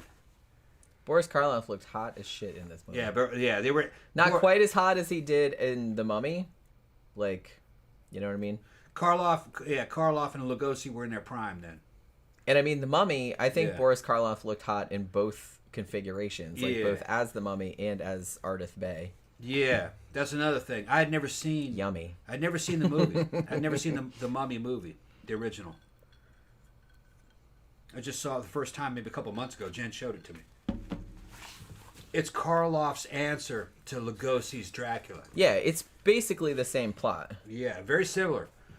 Karloff's going, I can do something like that. That's not a vampire, and I'll have more dialogue, and you'll know more about me.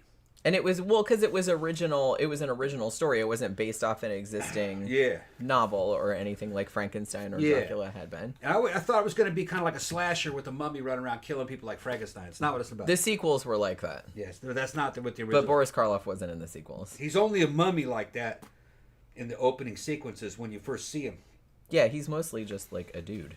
Then once he's revived, he becomes kind of like a Dracula type figure. He's an ancient Egyptian sorcerer. Yeah. Trying to bring his wife back to life. Yeah. And fucking, it's awesome. He's living in a damn fucking I love pad him, that's man. all ancient Egyptian and shit, and he's cool as fuck. Real slick character. And it matched, you know what I mean? I didn't know this, but Karloff was half Indian. From his dad was from India. Yep. When you look at him, you would think he was just like a white guy, but back in those days, he got ethnic roles. Yeah. A modern person today doesn't see him as ethnic, but that's what he was. Yeah, because he just looks like a he white looks dude. another white dude, but he got ethnic roles, and that was one of the things that he. They were more attuned to that kind of shit. Yeah, I back guess they then, were real yeah. sensitive about what your facial features look like. He just looked like a cool white dude to me. Now everybody's just like, whatever. Yeah, like it doesn't matter. Yeah. Which is that's Shit, Mexicans are white now. like I said. It's I look at everybody, and like to that me, they're just white. I like that it doesn't really matter. It don't matter anymore. Like back then, they were like super picky. Yeah, about it. yeah. Yeah, well, because there were a lot of actors back then that were quote unquote ethnic, you know, like Rita Hayworth, for example. Yeah. That was one that I thought of, and they would try to like whiteify them. Yeah. And they probably didn't even look that quote unquote ethnic to start with, but it's No. just like I said, the standards back then were like it was very narrow. Yeah. You have to be in this narrowness of like white personness. Yeah. And if you fall outside, if your nose had to is be a little very- bit too wide, or Yeah. your skin is a little bit too brown, or something like that, You they had got to to be do some very shit Ger- about that. It'd be very Germanic looking or Celtic looking. That's kind of what. Yeah, like I said, it was very narrow Yeah. bandwidth of like what you were supposed to look Right. like. Scandinavian, Germanic, or Celtic. Which, you know, most Anglo-Americans generically are like that, look like that. Even though you go up to Michigan, and it's actually Slavs. The white people there are Slavic, a lot of them. And then mixtures of Slavic and Scandinavian. It's just, you know. To be honest with you, It's all this kind of silly shit, really. I couldn't fucking tell you like what Yeah. fucking I looked like, you know? You? Yeah. It's just like Celtic and slightly American Indian, probably. If that. It's hard to say. I never really You look at thought- your family, they just look like Irish people, Yeah. to me. Well, that's kind of where they're from, as far as I know. Everybody in the South is basically Irish and Germanic. Pretty much, yeah. If you're white. If you're African American, even you will be partly Irish. Like, mostly. Mississippi, I'm from Mississippi originally. It's the blackest state, really. It's like 33% black. Even there, most of them had Irish blood. A good example would be James Earl Jones. He's from Mississippi. His family's from Mississippi. And he's Afro-Irish. And an American soldier. He was a Army Ranger. Did the voice of Darth Vader. Of course Darth Vader is an Army Ranger from Mississippi. Of course. That's just how that shit's going to go.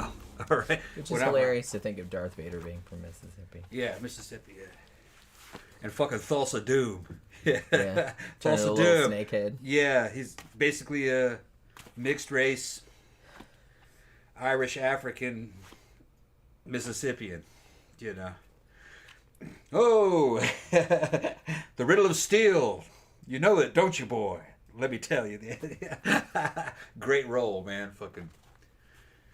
Even when he was playing King of Zamunda, where he willed himself to death in the fucking Coming to America 2. the Coming That's to fucking America awesome. 2. Yeah. James Earl Jones, legend.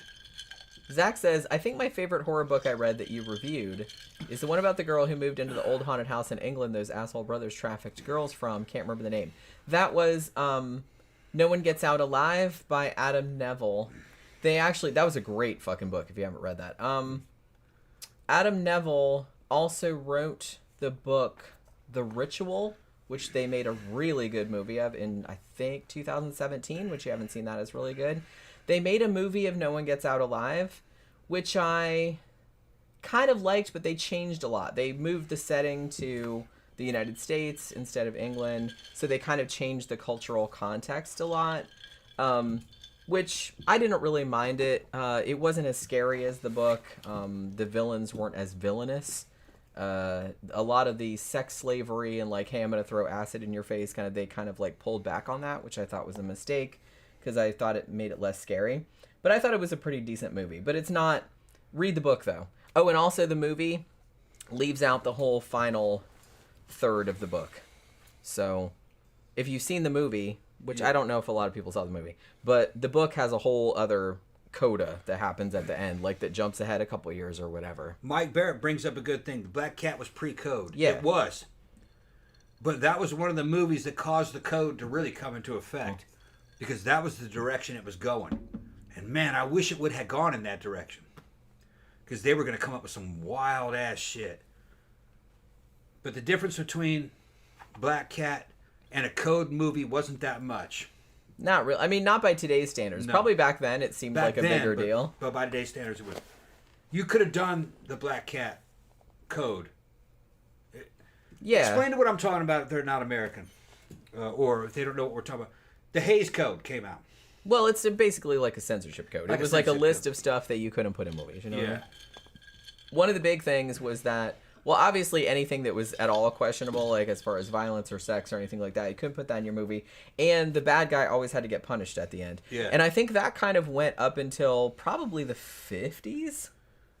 Maybe, I think they did it as a matter of tradition. I mean, even Ed Wood would put American government propaganda in his movie without even being paid by the American government. Right. He was a patriotic guy. And also he was trying to get away with Yeah, and he wanted to make sure they wouldn't come after him. I think he was doing crazy shit. I think that was the main motivator. He wanted everybody to know that he was a real American and that this is not an anti-American movie. He's like, well, I'm gonna make a movie about cross-dressing. Yeah, but I'm American. But I'm gonna like put a whole thing like this is educational, so I can get away with it. He knew what he was doing. Even though I'm going to go ahead and give a star to Ed Wood. Ed Wood was American as a motherfucker when he was a hero. He was very brave. Fought in the Battle of Peleliu on the fucking island of Peleliu. With some of the most savage fighting in all of World War II. Out in the Pacific Islands on Peleliu. Fucking insane shit. They were head tearers. And he went through that battle, according to him, underneath his uniform, wearing women's underwear. Man, good for him. I hope that's true. Yeah, I don't know if it's true, but I hope it is. He didn't care about getting killed. He said he was afraid of getting wounded because he wouldn't be able to explain it to the medics. But he had this thing where he was under pressure and psychological pressure was on him, and if he had some women's underwear on, he felt more relaxed, which helped him go kill Japanese, I guess. But fair enough. But some people got lucky rabbit's feet. Some people got women's panties. Me, it's all good. Me, Murder Hornet in the comments there. We're VA guys, you know. We're both fucked up. We got fucking, we got PTSD and shit. But no, I understand. Fucking, Ed was the shit. See the movie Ed Wood if you want to know. The Tim Burton one. Yeah. Honestly, I think that other than he was a good guy. Other than Beetlejuice, I think that might be Tim Burton's best movie. He Johnny Depp knocks it out of the park. But that movie is so fucking good. And Martin Landau was fucking amazing in that shit. Ed Wood was just a hack director out in L.A. fucking and trying to make a movie for nothing, out of nothing, for nothing, and really kind of made nothing. He didn't really end up too good. He just ended up making porn, and then he drank himself to death, I think, which is kind of sad. But I like that the movie didn't really lionize him, but it just kind of it captured his optimism and his spirit. Yeah. And I like movies like that, where they're just kind of it was kind of it reminded me of the movie that they made, that Eddie Murphy made recently about Rudy Ray Moore. Yeah, Rudy Ray. Where it was just kind of it's really all good. These kind of misfits. Yeah, I want to see getting together to we're going to make a movie because that's what they want to do more than anything in the world, and they don't have any money and they don't have any talent or anything like that, but it's still kind of inspiring and heartwarming. I own that movie. I kind of like that. I own that movie. I got to go watch that again. That was, for me, Murphy's comeback tour de force. That was a great fucking movie. Oh, that Rudy Ray Moore movie. What was the name of that Rudy Ray Moore movie? Great movie. If you guys haven't seen it. Yeah, what's it? Why it just went right. It's a lot like Ed Wood. Yeah, it's a similar theme. Similar. Like I said, it's just kind of that's why it reminded me of that. Yeah. Because that's why I liked Ed Wood, because it would be very easy to make fun of him, obviously, because a lot of people have. But I like that Tim Burton had so much affection for him.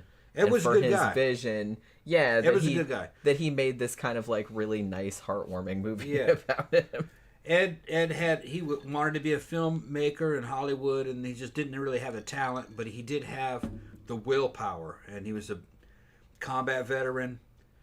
He had a cross-dressing fetish, and when he was under a lot of pressure, he wanted to put on an Angora sweater and dress in women's we've clothes. all got our things. You know what I mean? We've all got our things. He had to keep it secret from his girlfriends. He was straight, but he wanted to wear women's clothes, and he had PTSD. A lot of the shit that I've heard about him, they'll go, yeah, that's it. It's PTSD. And if anybody has a right to fucking call him PTSD, it'd be fucking Wood. Fucking, he was on Peleliu. That's fucking hell on earth, man. Fucking, so he saw some shit. Yeah, you know, and that generation was tougher. They came from rural backgrounds, fucking hard work, fucking sharecropping, a lot of them, poverty. But still, combat's combat. And that was some of the worst combat ever on those islands. They were just there to exterminate the Japanese because you couldn't take them prisoner. What are you going to do? Bring them on the boat with you? You can't bring them on the boat with you. And a lot of the shit was just kind of useless. They could have went around them and they would have starved to death because the Japanese Navy wasn't supplying them. But the thinking of the day was that you fought the enemy, no matter where they were. That was kind of like the manly thing to do. So dudes kind of got killed for nothing. You could have just left the Japanese there on those islands. They would have starved. But yeah, well, they were like, no, we're not going to do that. We're going to fight them the manly way, you know. But okay, that was the standard of the day. Good way to get your ass killed, but okay. A lot of them got killed. They did, yeah. But I would say that it wasn't for nothing because Wood lived an interesting life. He's remembered. Yeah. You know, that's we're still talking about him now. Yeah, that's not a life you say, oh, fuck, it was all for nothing. So. No, he did good. And in a way, I kind of wish he had lived to see how he got, like, reassessed. I grew up watching those movies in fucking California, before we fucking moved. On fucking Channel 13 KTTV, the fucking monster matinee, all right, Saturday matinee, Ed Wood movies. I didn't know who Ed Wood was. Yeah. But I remember those scenes. You know? And in a way, I kind of thought that's the way movies were supposed to be. You're a little kid watching them. They're supposed to have voiceovers. Well, and to be honest, like, I've seen a lot of movies from the 1950s. And a lot of bad movies. Different. And a lot of bad movies from the 1950s, and his weren't really that much worse than some of the other kind of like mediocre ones from the 50s. They're really about kind of the same. I mean, you know, they are a little bit worse, like they're noticeably worse, but not that much worse. Knocking the gravestones over. Yeah. Throwing bullets. Pow, pow, pow, pow. Well, they do that in a lot of movies. Yeah, I've seen that in a lot of movies, to be fair. Pow, pow, pow. And throwing the bullets. Dudes with fucking pistols dressed as cops fucking talking with the pistol and gesturing like with the pistols and pointing face. at people with the pistols and shit. That was the Ed Wood movie. Well, like I said, when they did those on MST, they had a fucking field day with that, with them like pointing the guns at everybody's faces while they were talking. You know, I was talking about that, I could shoot you right in the face right now. No. We need to go fight these monsters. So funny. Never can tell what's going to happen. So strange. Lights in the sky. The cops were doing comedic routines like fucking Laurel and Hardy. Yeah. I don't get it. But, you know. They are a lot of fun, though, I will admit. Plan 9. Yeah. I mean, that's a hilarious fucking movie. It's hilarious. Bunny. Yeah. You're stupid, stupid, stupid. That was so great. I mean, that just whole character was so great. John Gore said, noir and horror are very related, visually and outlook-wise. Yeah, that's true. I'm kind of a little bit behind. And then Allison is agreeing with that. Being life is grim, yeah, is the theme. John Goris also said when we were talking about Boris Karloff being half Indian, he said they barely let Italians on film before the 70s. Yeah, isn't it weird to think about that, like, Italians were, like, ethnic? Because now nobody thinks of Italians as anything but white people. But yeah. It's American as shit. And then Oracle says Christopher Lee's Italian genes, because, yeah, he was part Italian, too, meant he was cast as villains for years. Yeah, that's true, too. Yeah, we talked about that on our show that we did about Christopher Lee and Peter Cushing. It's funny because Christopher Lee looks cool as shit in every movie I've seen him in. I would watch anything with Christopher Lee. Even if he's an old man in fucking Star Wars 3. Yeah. Or 2 and 3 is Count Dooku. I think he did a great job. Yeah. I can't believe that dude's as old as he was, and he's pulling that shit off as a Sith Lord. Yeah. Yeah, he had some fucking gravitas, man. Yeah. Allison asks, who's the dude on your necklace? This is H.P. Lovecraft. Yeah. That's who that is. See the little tentacles? There's little tentacles, like, around the side. That's what that is. Somebody gave me this. My friend gave me this for my birthday a long, long time ago. She got it from like an Etsy store. But yeah, it's H.P. Lovecraft. Let's see. It's Victor said that Italians are basically European Mexicans. Kinda. I get it. Well, the Spanish are kind of like European Mexicans too. I suppose. All the Mediterranean and Latins, kinda, because they had colonies that stretched throughout the Central and South America. Indian blood and African blood went back to Spain, Portugal, and Italy.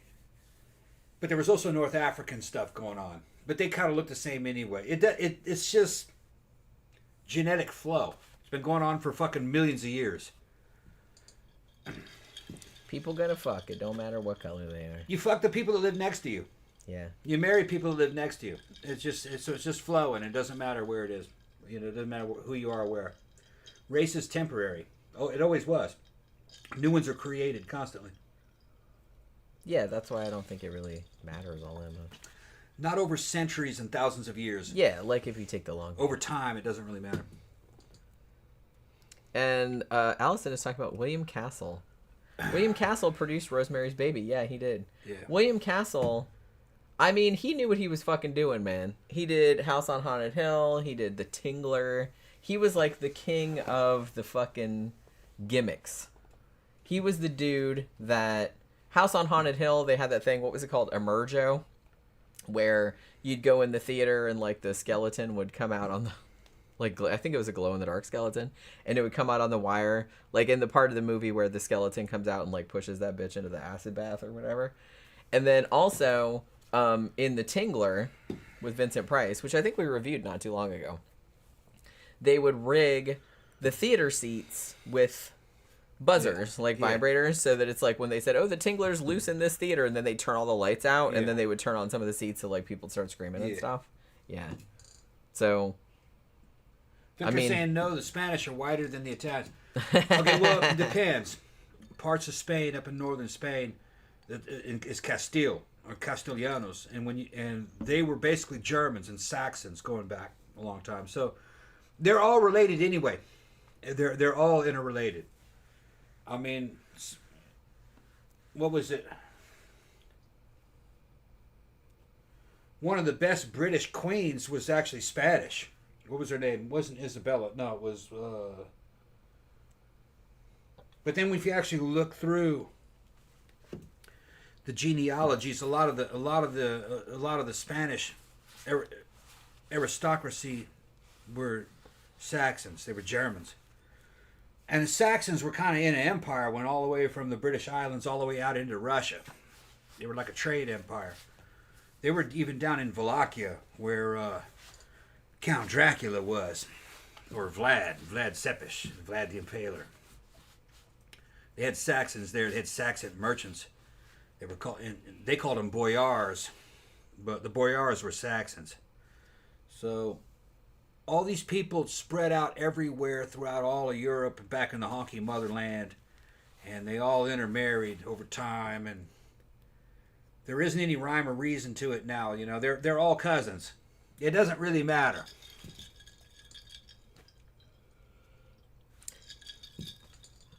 Oracle's talking about Bass Reeves, and that there's a movie coming out about that.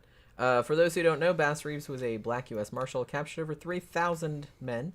Had a Native American partner / sidekick. Yeah. Was one of the inspirations for the Lone Ranger. Yeah, that new series that's coming out he now. Would be, yeah. It said he would be a good topic for a true crime episode. Yeah, that I actually would him. be. Yeah, we talked about him before. And I mentioned him before. Yeah, there's a lot of stereotypes about what the Old West was. Yeah, I think like. there is a series or a movie coming. There's a lot of blacks. A lot of blacks were involved in the Old West, and they weren't in these kind of roles that a lot of Hollywood would show you. No, they have fucking badasses. You had to get it like you lived in the Old West. You had black bounty hunters. Bass was basically, I would call Bass more like a bounty hunter. You had buffalo soldiers who were black cavalry. They were kind of elite cavalry. They did fucking good. But here's another thing is that you had Indian cavalry. The Lakota made up a lot of the American military for a long time in terms of cavalry during the 1800s. So it's not just blacks, it's Indians too. American Indians were fucking huge in the military. Yeah, Bryce is talking about the race thing. It says, my dad is white, my girl is white. Everyone intermixes eventually. Polynesians always say they are pure Maori, pure Samoan, etc. Yet we are all mixed. He's from New Zealand. Yeah, New Zealand. We all have Asian and European in us as well. Yeah, it's just kind of like we're not really. It's drift. It just seeps in because like you I can't said, control people, man. And the heart is what it is. You meet somebody you like them, you hook up with them. yeah, it's just that's what happens. That's Like how I it said, is. you see a person and you like them and you fuck them and that's what happens and you make babies. Yeah, So. you know your girlfriend or boyfriend is going to be the one you choose. I mean, and you choose them because you got in common with them and you're having fun with them. It doesn't really matter what race they are. Yeah. As long as what matters is more you have things in common. Yeah. Well, yeah, that's what I always thought. Yeah. Mike Barrett said Christopher Lee said his favorite film he did was The Wicker Man. Yeah, Good movie. I've read that. I love the fucking Wicker Man. If you like that movie, go see fucking Midsummer. Got that cute little girl with the fucking head. The cute girl with the head. Yeah, she got Florence a big Pugh. head. I love her though. She's so cute. He loves Florence. Look like a little. He's lollipop. like he talks about her big head. She's a little girl with a big old head like a little lollipop. and she was fucking great in Fighting with My Family. Yeah. I got it on DVD, on Blu-ray, and the extended version is just as good as the theatrical version, better. But if you want a good feel-good movie about Florida, about a British goth girl who becomes a wrestler, see Fighting with My Family. True story. And what's her name again? Paige. No. The actress. Florence Pugh. Florence Pugh. Yeah. She's just as cute as a bug. Does a great She's job great in that in movie. fucking Midsummer. Yeah, and she's great in Midsummer, and she's great. She's in tons of shit, man. She's Yeah. she's in tons of shit nowadays. Yeah. But Florence Pugh. That's I right. mean, The Wicker Man. I love folk horror. The Wicker Man, probably the best example. I also loved Blood on Satan's Claw, which I feel like a lot of people don't talk about. But that was also kind of another British folk horror movie from around the same era. That was good too. I don't know if it's still on there, but Shudder used to have this fucking great folk horror documentary. It was like 4 hours long or something. But I sat there and watched the whole fucking thing in one sitting. And it was about folk horror from like all around the world. It was so good. And there were like so many movies in there that I hadn't heard of that I needed to watch.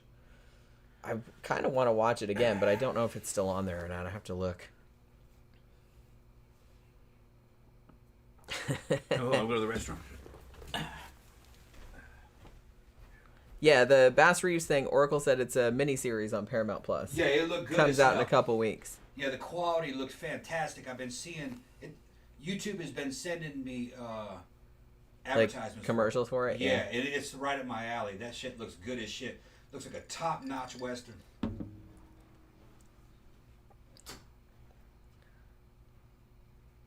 John Chorus. Saw a 20-something kid in a kind of a retro punk getup with a resist imperialism and genocide settled on it. I just thought, good luck, kid. Yeah, I mean, you know, you got to admire their enthusiasm, but, you know, we tried that. Didn't work out so good, but what are you going to do? But see, I don't know. I was talking to my brother about this a few weeks ago. I was just kind of like, it's crazy to me. I mean, we go to, you know, goth clubs, and we're still into, like, kind of old, you know, punk and goth music and stuff. And it's really enlightening how many people in their 20s are into that shit. And it's just, I don't think that would have happened in any previous generation.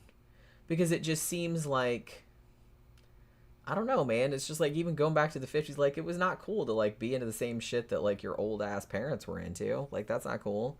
But, you know, even our generation was kind of like that, too. We're just kind of like, because our parents were, you know, boomers mostly, and we were just kind of like, yeah, we don't like that. We don't want to do that, you know? So it's just kind of like, it's weird that because of the advent of the internet and because all of the music is just kind of out there and it's all kind of, I guess in a way it's kind of equalized because you're not, you know, it's just all out there. Like I said, you can just come across a song. You don't know necessarily when that shit came out. You're just hearing it and be like, oh, that's cool. You know what I mean? It doesn't occur to you that it's like that's song's 50 years old or whatever. So it's kind of like, it's weird how people that young like come across the shit. Like I said, we have a friend named Nick, and he's 21, 22. We met him because we were at Mannequins, and he was like full on, and you could tell he was a fucking baby. You could tell he was really young. And he was like full on death rock. He had like the whole like fucking he had the mohawk, and it's like he had a Christian Death shirt on, and it was just like it was all old school. And I was just like, holy shit, we need to see what that kid's deal is, because it's like he looks like a fucking baby, and it's like, how did he get into this stuff? But it's like then we started like talking to him, and he was just like, oh my god, he is like he's into Christian Death and Joy Division. He just loves like all that old shit, and it's just like so funny to me. He loves like old horror movies and all that. Who you talking about? Nick. Oh, Nick. Because we were just talking about how weird young it is people can understand that shit. like that like people that young are like into the same shit. Like I said, I don't think that would have happened in previous generations, because it was like seen as not cool to be into the same shit that your parents were into. Yeah. But now it's just kind of like, I guess because the internet made everything just available all at the same time. Like Yeah. I guess like the timeline or the times that things came out are like not as important anymore. They kind of aren't. It seems like. What's important is the quality. If the quality's good, it should rise to the top. Right. And you can go back and go, oh man, this is a great flick, man. It's fucking 1933. Check this shit out. Because you got to look at our history. This is just the history of the world. The same way you look at ancient history. Because one day this will be ancient history. What do you give a fuck what happened to something 45 AD and fucking 100 BC? It didn't matter. That's still ancient history. Right. But it's still a Roman story. Yeah. From your point of view. That's the context. That's how I look at it. What we're talking about there is actually American stories. America could tell stories at that point. They were kind of limited in some ways. I think the high point of American storytelling were the 80s, really. When it came to tentpole type movies. And I'm going to give it to fucking Spielberg and Lucas. But with anything else, man, directors have half-lives. As time went on, those guys weren't quite as good, if you ask me. Even Ridley Scott, who I love him as a director, not all of his shit is good. Some of his shit is just like the one about the damn guys up at the fucking North Pole. Great movie, but what was the point of that movie? It ended up being kind of, remember the guys that were trapped up there with the fucking frozen in the ice with the boat? Yeah, And the fucking spirit of the damn polar bear was up there. I thought it was a waste of time. I thought he could have done more with that. But it was a great quality movie. It's just weird, Well, you can't hit it out of the ballpark every single time.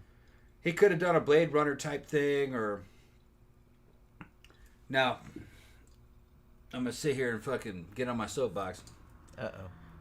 Prometheus, and I've said this many times, Ridley Scott's original plans for Prometheus were great, but that studio fucked him. They fucked him royally about changing the story to Prometheus to turn it more into an Alien sequel. Dumb. Because the Prometheus story was fucking great. So much of that script has leaked over time. What it was originally going to be. Just a fucking missed opportunity. Because visually that movie was there. It had a great cast and everything. It's just that they didn't do the story Scott wanted to tell. Because he was going to say Anunnaki. Yeah. And they didn't want to go that way. Anunnaki and Nibiru and all that. But that's what it should have been. Well, yeah, I mean, they kind of set that up. So Yeah. They probably should have gone in that direction. But see, that's the thing. It's just that Hollywood executives, and they've always been like this. They've always been very safe. Yeah. I mean, they're putting millions of dollars up. They want a large return on their investment. So they want something that's going to appeal to the largest possible audience. So if you, an auteur, come to them with some crazy-ass idea that is untested, that they don't know if it's going to work, they're obviously going to try to talk you out of that. Yeah. Part of the Anunnaki story, and what really turned them off, was the space Jesus concept. Originally in the story, it was going to come out that the reason why they were going to destroy us 2,000 years ago is because they killed Jesus. And Jesus was actually a kid that they raised on another planet to teach people stuff. Which, how great would that have been? Right, that he was actually an alien. Right.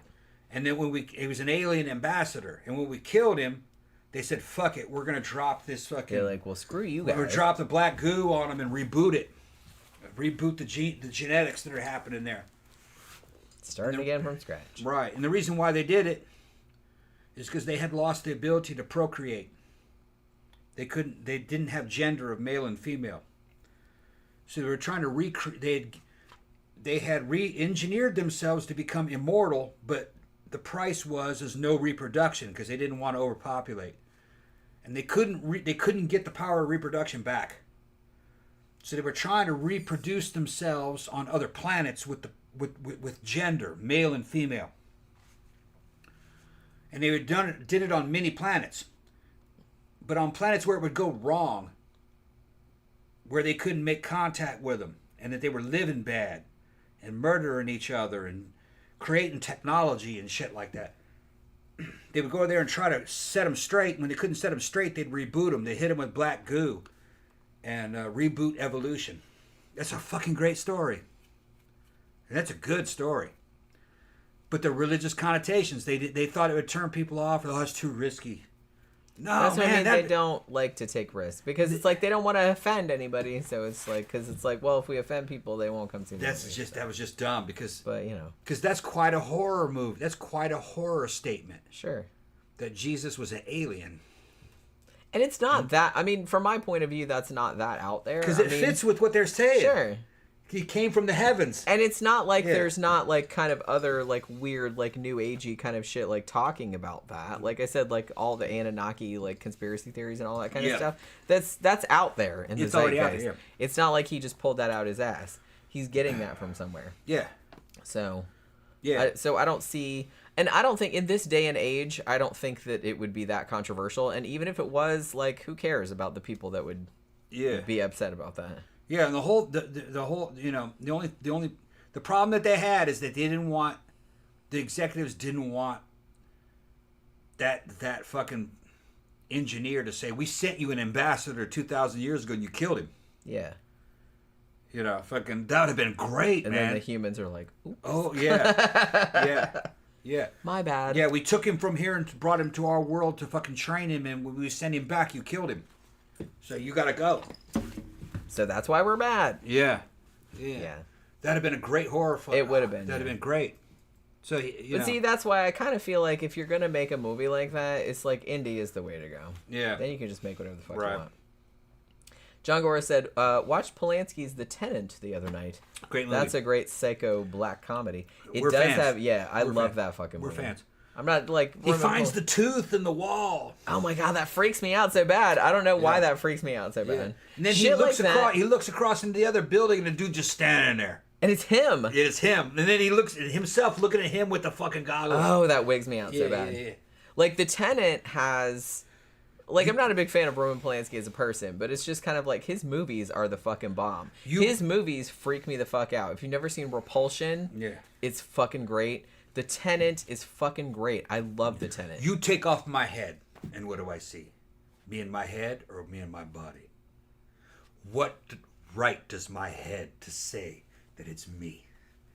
That's a fucking weird. It's just a weird fucking. Oh, and Isabella Johnny is in that shit too. And I have always contended, I think that Isabella Johnny is probably one of the most beautiful women that ever lived. She is like stupid beautiful. Yeah, that chick was good looking. I mean, she was a beautiful, beautiful. Well, there were a lot of beautiful women going back. Oh, and if you've never seen Possession, which she is also in, Sam Neill is also in that too. Please see that because that's from 1982. I think that was one of the ones that. Growing up that I just thought was hot as shit too as a teenager, early teens, 13, 14, 15. I would just fucking rock up over this chick, man. I fucking loved her so much. Had the weirdest father of all times, fucking Natasha Kinski. I fucking thought she was so... She's super. I just thought that girl was so fucking cute from fucking Cat People. Yeah. Man. The remake of Cat People. What's that? Malcolm McDowell was in that too, right? Yeah, and I haven't seen it in a long time. We should see it again.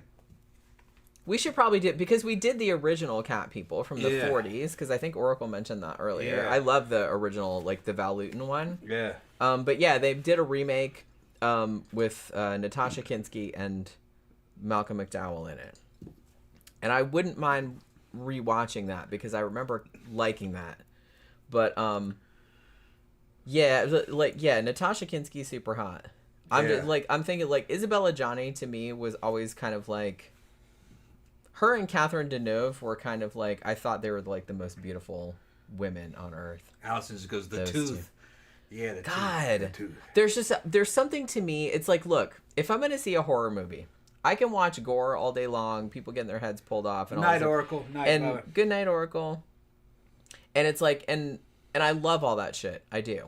But if something's gonna scare me and give me nightmares, it's usually more subtle shit. Yeah. And like stuff like in The Tenant. Oh, and especially stuff where people are in two places at once. I don't know why that freaks me out so bad, but it does, because David Lynch does it a lot, and it freaks me out every single fucking time. But the scene in The Tenant, yeah, where he's like, he finds this hole in the wall and there's a fucking tooth in there. Oh, that freaks me out so bad. And then when he like looks across the thing, because he's in an apartment and they like all the apartments on the floor like share a bathroom because it's Paris or whatever, and then he sees himself in the bathroom, like across that fucking wigs me the fuck. I don't know why, but John Gores mentions mentions how creepy the hieroglyphs were in the bathroom. Yeah, that's so fucking creepy. Why is that creepy? Because there's not a lot of no explanation as well. Well, there's not a lot of context. I mean, really the only context is that Simone, the woman that lived in the apartment before him that jumped out the window and is in like traction in the hospital. Yeah, she was an Egyptologist, right? Yeah. And she like had a tooth missing too, so that's why like there was a tooth in the wall. But they never explain. Did she pull the tooth out? Did someone else pull the tooth out? Yeah, like what happened? Like the lack of context is what's scary to me. And over time he becomes Simone, and then jumps out. Remember, and he's in traction. He yells, "Stop!" Yeah, it's like oh man, it's a weird flick. That is such a fucking creepy. And I was a kid movie. watching that. I used to watch it over and over again. We used to see it over and over again on fucking like Cinemax and HBO. They play that fucking late night. And I'd be about 13 or 14 and have a hard time understanding it. Try to put that movie together, what it was. But it was creepy. That movie is just, it's so... I understand it more now. It's unsettling. As an adult, I understand it a lot more now. But it's so unsettling. A lot of fucking clips from that movie ended up in Skinny Puppy songs. Yeah. Skinny Puppy used a lot of sound bites from that. Fucking, it's a creepy flick. Yeah, and I don't like Polanski. I think that fucker's a scumbag. I don't think he deserves death or anything like that, but he was... I mean, because other people have done worse. I'm not saying what he did was good, but I'm just saying that, yeah. Taking advantage of young girls at parties and shit back in Hollywood times. Although some people who defend him say, well, that girl was fucking in all the parties doing that with everybody, but... I mean, that may be the case, but still. You're a grown man. You're supposed to fucking know. Yeah, just like don't do that shit. How hard is it? I know back in the 60s and the 70s they were more lenient with that shit, but they were, I know, but still. But you know, come on, man. I really don't think. Yeah, like I said, if you're the adult in the room, you kind of have the responsibility to be like, nah. Yeah. You know what I mean? Like he was Roman Polanski. He had his choice of women. He didn't know go after these little fucking 14-year-old girls. That's what I mean. And I don't really get why that happens. Because it's there. Yeah, I guess. But still, it's just kind of like I said, you're a grown man. Like, get the fuck over it. Like, you don't need to do that. Not him. There's women everywhere. Yeah, that are your own age. Polanski had all that kinds you of won't get in after trouble. his ass. That you won't get in trouble for having sex with. So just like have a little bit of forethought. Right. That's all I'm saying. In those days, it was almost never prosecuted. They thought it was normal. Yeah, it wasn't seen as a big a deal. Right. As it is nowadays. But the thing is, though, is that there's a lot of people misunderstand the laws. They think that if it's under 18, it's illegal. No. Under 18 is illegal to take pictures of them. That would be child porn. Each state in this country, there's 50 of them, has a law, an age of consent. It's usually around 16. Some states it's low. It's like 14. Some of them have statutory clauses. Like, yeah, you can have sex with her at 14, but if you're 8 years older than her, you can't do it. Yeah, there's sometimes like an age gap kind of law. That would be statutory. So, the thing is, though, is that he wasn't really accused of just having sex with her. He was accused of raping her. Right. That's my understanding of it. She filed a complaint against him, and she was under... I think she was 14, and I don't know. Yeah, I don't know how underage that was for California law at that time. It may have been the age of consent. I don't know. I had to go back and I'd have see to look at the situation. She might have been and everything, 14. but- right. That might have been actually legal in California at that time. But I would think more likely 16 would have been legal. And Polanski wasn't that old at the time. 20s, I think. Wasn't he? Late 20s? Well, this might have been... Was this before he married Sharon Tate, right? I think it was before. Yeah, I thought it was. I think it was before, but not much long. Not yeah, longer. I don't think it was long before that. Months or I can't maybe really a year remember or the so. timeline. It was a long time Right. ago. You guys have access to the internet. You're not working. You can find the details. Maybe you can drop it in the comment section. So I don't remember. She may have been legal, but the problem was that there was a complaint of sexual assault. Yeah, which That maybe he had she forced would- himself on her. If I remember correctly, it was rear entry, wasn't it? I thought so too, but like I Yeah. said, I'd have to look it up. Yeah. Which, yeah, that's not cool, to put it lightly. Yeah. Bryce said, I've never watched Polanski. Him being a dirtbag has put me off. Yeah, I mean, and that's totally I up to you. understand. John Gora said a lot of rock stars and rock directors were dirtbags. They just didn't get busted. Yeah. Yeah, I mean, pretty much any... I don't want to say all creative people, because some creative people are lovely. But a lot of people... especially if they're real creative and they have like a lot of money or power and they're lauded, a lot of them will use that to their advantage and will let their worst instincts come out. Let's say that. So yeah, you can't... Part of the problem was Hollywood. That too. Hollywood yeah. was a scene. There was a lot of parties going on at rich people's houses. People from the studios were there partying, doing all kinds of shit. Some of those people were underage. Some of those people were underage at these parties with their parents. Yeah. And the there's, orgies are going on. a lot of booze, a lot of drugs. Yeah. So Tatum O'Neal comes to mind. Just, yeah, a lot of if I remember correctly, bad Tatum O'Neal was in situations. Hollywood orgies at like 12 and 13. Well, didn't like like her- Drew Barrymore say the Yeah, same kind of thing? Well, she yeah. was mostly like just saying like drinking and drugs. Yeah, at and 12. it'd be weird. They're like parents would be with them, also doing it. Yeah, which And rich people who are famous and protected don't see them, especially back in this era of the movie star, before social media, saw themselves almost like demigods. yeah, That like they could do whatever just, they wanted. Yeah, That they were a separate species, which yeah, which might have been true because they. I mean, yeah, a because lot of Hollywood them did owned probably, the police. Right, a lot of them did probably get away with it. Well, actually, back in the old days, Yeah. back in the golden age of They owned the Hollywood, cops. like people got murdered, Yeah. and people from the studio would come to the scene before the cops got there Yeah, and clean it to up. clean it up Yeah. of anything that this famous Yeah. person And the had co- that was like Yeah. incriminating. Yeah. So it's just kind of like, And the cops would know. yeah. So it's like, it's not any different. And honestly, I think it's a lot better. Like, people bitch about it now, but I think it's a lot better. Like, back in the fucking 20s, 30s, 40s, holy crap. Like I said, I even wrote about a couple of cases in my book where people got straight up fucking murdered. And all kind of shit was covered up. Like, studio execs would come over and, like, clean up the scene. And then they call the cops, and they'd be like, oh, okay, that's cool. It was like that. It was just, like, understood. You know what I mean? So, yeah. So, I'm not going to say, like I said, Roman Polanski is a scumbag. Anybody that does that to anybody is a scumbag. But, I don't know. I don't necessarily want to support them. I don't want to, like, give any money to them or anything like that. But it's just kind of like, I don't like to... I kind of like to separate the art from the artist. You know what I mean? As long as you're not really, like, giving them any money or anything. Because he has made some fucking cracking ass movies. The Tenant, Rosemary's Baby, Repulsion. I mean, he's made some great fucking movies. Yeah, he sucks as a person. But a lot of people suck as a person. I mean, if you couldn't watch anything or read anything or look at any paintings by people that were shitty people, there wouldn't be much left. Because most people are shitty people. I hate to say. You know. Danny Rowling said, which werewolf movie is better? An American Werewolf in London or Silver Bullet? American Werewolf in London. In my opinion, Silver Bullet all day. Silver Bullet is a good movie. I'm not going to... I'd say American Werewolf. But I'm going to still give it to American Werewolf in London. But Silver Bullet is good, though. So I'm not going to, like, argue with you about it. because I really do like Silver Bullet. It's a different kind of movie. It's a different tone, you know? So I don't know. It's like hard for me to compare them.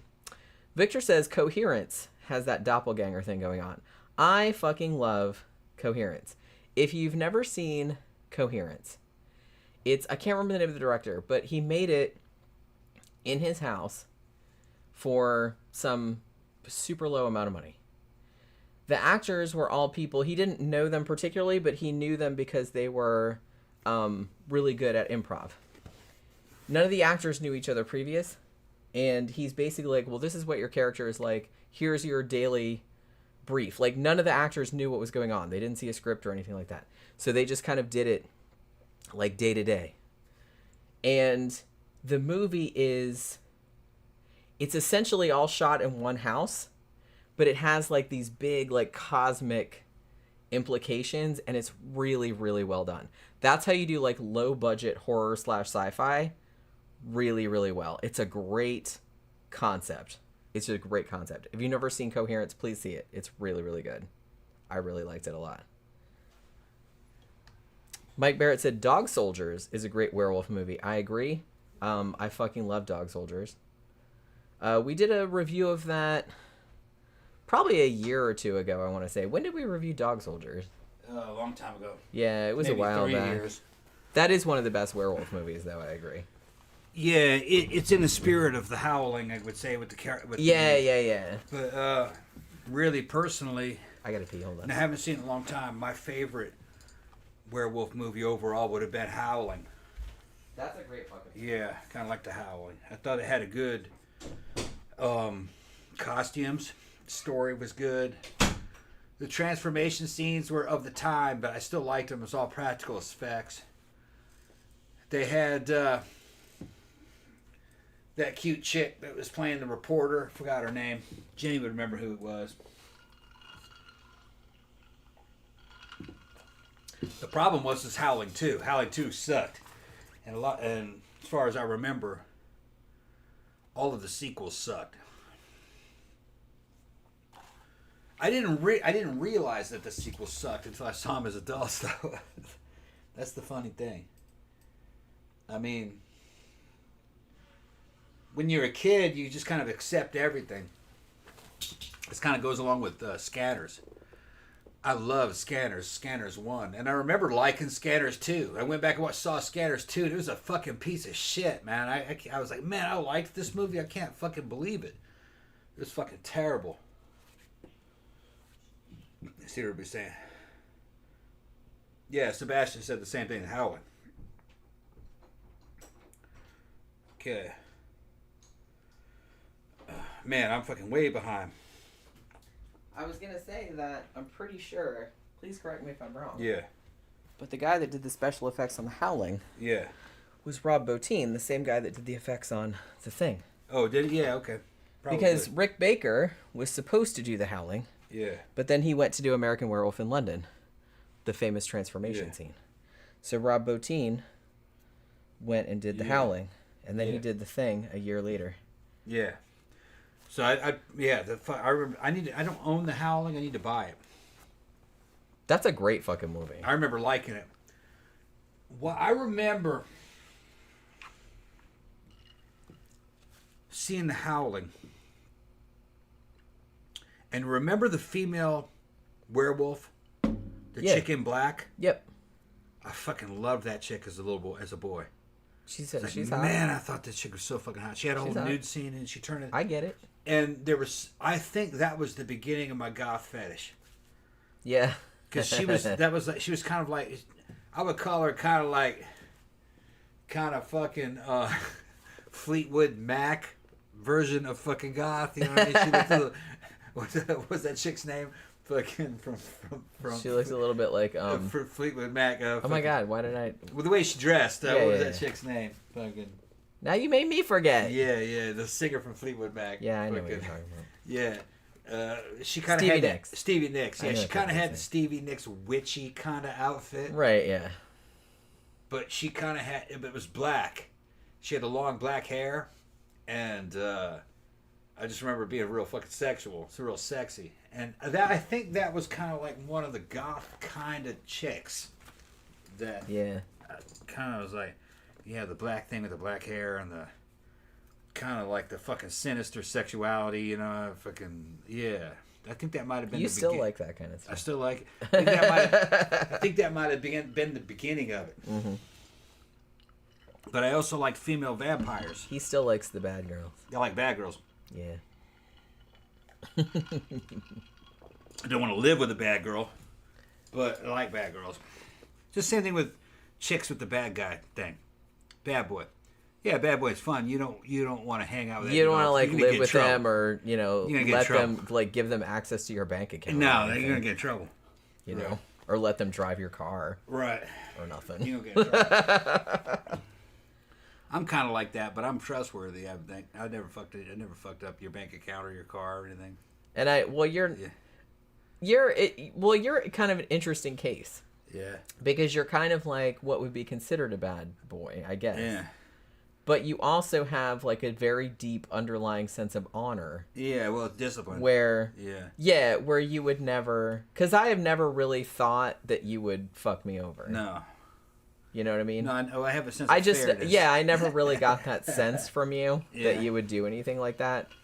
Because you just, I mean, you'll do some crazy shit, but it's like you have a very strict moral code where you're just kind of like, hey, if you're my friend or something like that, like I'm not gonna fuck you over. No, I don't betray friends. Like you don't do that kind of stuff. No. You just don't. So I guess you could say I was kind of like the Han Solo version of bad boy, where you're not. Yeah, I do bad shit, but I'm not bad to people. That's a good way of putting it. Yeah, you're like the Han Solo, but like in real life. Yeah. Because you're kind of like an asshole, but like not. Because Han Solo was kind of an asshole. Yeah, but a lot of that's bravado. But like a lovable asshole. Bravado. Yeah, and that's kind of what your shit is. Yeah. Because a lot of your shit like is like kind of over the top, like you said, bravado. But it's just, I don't believe it. Yeah, a lot of it you're just joking. Yeah. And you're just fucking around. Yeah. So, but like deep down, you're like actually like a really good person. Like you have like a really strict like. I don't know what is strict. That's not the word I want to use. But like a really like developed like moral code. Yeah. I never thought that you would. No. Yeah. Like fuck me over or anything like that. I just never got that sense. I mean, I've gotten that sense from other people. Well, Jenny knows me. I will break laws to defend friends because friends come before all that shit. Although it depends on fucking what it is that's happened. You know what I mean? Like, I'm not going to cover for somebody else's fucking murder. Just because you're my friend, you murdered some chick. Fuck, I know, I ain't covering for you. But, well, yeah, I wouldn't either because that's not the right thing to do. That's not my code, you know what I mean? Right. It's like you killed an innocent person, so we're not going to No, we're not talking about that kind of shit. But, no, I don't really care if it's legal or not. I just care whether or not it's going to protect my friends, you know what I mean? Yeah, within reason. Within reason. Like I said. Right. You murder somebody in cold blood and then be like, hey, help me hide the body. I'm like, no, I'm reporting you. Sorry. Well, I think it would depend. It would, depending on who it was. If he was an asshole you murdered in cold blood and he was a threat to a bunch of other people, I might look the other way. Then maybe I might. But if you're just some chick and you murdered in cold blood because you liked her titties, no, fuck you. Well, yeah. Then we're definitely reporting you. Yeah, right. We don't care how close a friend you are. Right, yeah. Yeah, so, like I said, you have a pretty... You have a pretty well, delineated moral code. Yeah, and it's not anything new. I think it's just action. I'm just doing what dudes have been doing, I think, for a long time. You know. So. And as far as I know, I don't recall you ever really fucking me over. I don't think you've ever fucked me over. Not that I can. No, I protect friends. No, I protect friends. I destroy enemies. That's fucking. That was the programming from. Which day I mean one. is kind of rare. Like a lot of people will. Kind of fuck people or just do shit behind their back, or if they can get away with something, they'll do it. It's like, oh, they won't find out about it or something like that. But you don't really seem. I'm not into that. You're not really into that kind of thing. I don't see that as power. I see that as weakness. Yeah, I mean, I do too. That type of cruelty is weakness. Yeah. Betrayal is weakness. Yeah. I agree. You're right. Yeah. I agree. You only betray evil. Which is probably why we like each other. Yeah, because we kind of. Because we kind of have the same kind of thing going on. Even though we're kind of coming at things from, like, different ends of political spectrums or whatever, but it's just, like, we have the same... I don't know. We have a very similar kind of moral code, I feel like. Yeah, the political spectrum is fucking crazy, especially right now, but in general... it's two different manifestations of the same thing. It's two different ways of protecting things. Yeah. That's all it is. Yeah. My way of protecting things might not be your way of protecting things. I have a different version of it. But no, I have very good instincts towards security and what will work and what won't work because I default to the mean. I know that humans are a certain way. Human nature isn't that good. So I kind of dumb everything down because that tends to work. No plan fucking survives the face of the enemy. Everything you plan for, no, it doesn't really work out that way. So in my experience, the experience of everybody that served with me is for generations was to dumb everything down. That tended to work in general. Anything complicated or highly elevated in thinking, no, that breaks down in the face of evil. You know, things have to be right, but things have to be strong at the same time, or they will not survive in the face of evil. I'm getting too drunk to explain it. It's all right. We get it. Yeah. Bryce says, I agree with statutory laws. Like an 18 and a 16-year-old is all good, in my view. Yeah, that's fine. But a 30-year-old and a 14-year-old is damn creepy. Yeah, I think there should definitely be, you know, you have to kind of look at each case on a case-by-case basis. Because like you said, an 18-year-old with a 16-year-old girlfriend, that's not weird to me. That's what the statutory laws were mostly about, clearing that. Is that they're still kids. But it delineates what this guy is unreasonably older than this young girl. Yeah. Yeah, like I understand that. If it's an adult, Yeah. like, and they're much older, then yeah, that's a little bit. I understand that, but I like to, like I said, to dumb it down more. There should be. What they're worried about is that they don't want to send 17-year-old kids to jail for fucking around with 15-year-old girls. Well, I don't think they should either. Right, that's the thing. Because 17-year-olds and 15-year-olds are They're both too in high close school. together. They're Yeah, both in high school. They're both in high school, and right. they could reasonably be Right. dating, and I don't think anyone Right. would think that was weird. That's what the statutory laws were for. They weren't really, per se, to... usually the statutory laws came in because the age of consent was kind of high in that state. Like it might have been 16. But the chick's 14 or 15, but the dude's only 15. You know what I mean? Yeah. That these are kids. You know That's what I mean. That's why you have to So, kind of look, because right. I have had cases where, and this happened like several years ago, and this is in Florida, where we heard about somebody that we kind of knew, like, well, not you, because I think this was before I met you, but that was on, oh my God, they're on the, you know, sex offender registry or whatever. Yeah. So we were like, holy shit. So we looked it up, and we found out why they were on the sexual offender registry was because, for that reason, like they had dated somebody like when they were 18 or something that was like 15 or 16. Yeah, it's stupid. And it was, and I was just like, that's not Yeah. a thing. Like, why should that be a thing? They were in high school together. Yeah, you're technically both in high school, Yeah, or yeah. one just got out of high school and that one's still in high school. That's Right. not weird at all. So it's like, I don't really It's get. easier to me, for me, I believe in the states that just say that there's an age of consent law. That if a girl's 15 or 16, she can consent to sex with an adult. That's a good way to say it. But the thing about it, though, is that, well, there's nuances, because Right. what if, you know, this is an older man that's like in a position of authority over you, like a teacher or... No. Those same states also have things where teachers cannot have sex with the children. Well, yeah. So that's another. So thing. that's a separate... That's a yeah. separate issue. Yeah, you want to make laws to where Because then there's kind of where like the high school and middle school teachers or whatever can't fuck with the students. Well, I mean, But- that should be a right. given, and it's sad that we need a law to kind Yeah, of say yeah, that, yeah. but because Right. obviously, but Well, a lot of the shit that you hear about a 50-year-old boy with a fucking 25-year-old teacher, okay, which there was a lot of that going on for a while. You know? well, yeah, I heard about that. A lot of that is that actually the boy for that state was of legal consent, but she was the teacher, Yeah. which makes it illegal. Well, yeah, because like I said, and I don't have a problem with that, because Right. like I said, if someone is a position of authority over you, then that raises the issue of coercion, Right. You know, or blackmail, or there's various other things that could be raised. Like I said, it would be the same thing if you were a teenager and you worked at McDonald's, for example, and this was your manager. Yeah. It's kind of the same issue. It's like you don't want to get fired, or you don't want to fail the class or whatever. So it's like you kind of felt coerced into the situation because you didn't want the repercussions. Right. So it's like you didn't really consent to it. Had there not been these strings attached, you wouldn't have had sex with this person. I think it's more reasonable and more realistic if a 16-year-old across the board can give consent. In some states say it can give consent to an adult. Okay. Which would be somebody of 19 or 18 or 19. That makes more sense because if a guy at 18 can be drafted and go to war, a girl at 16 could have sex.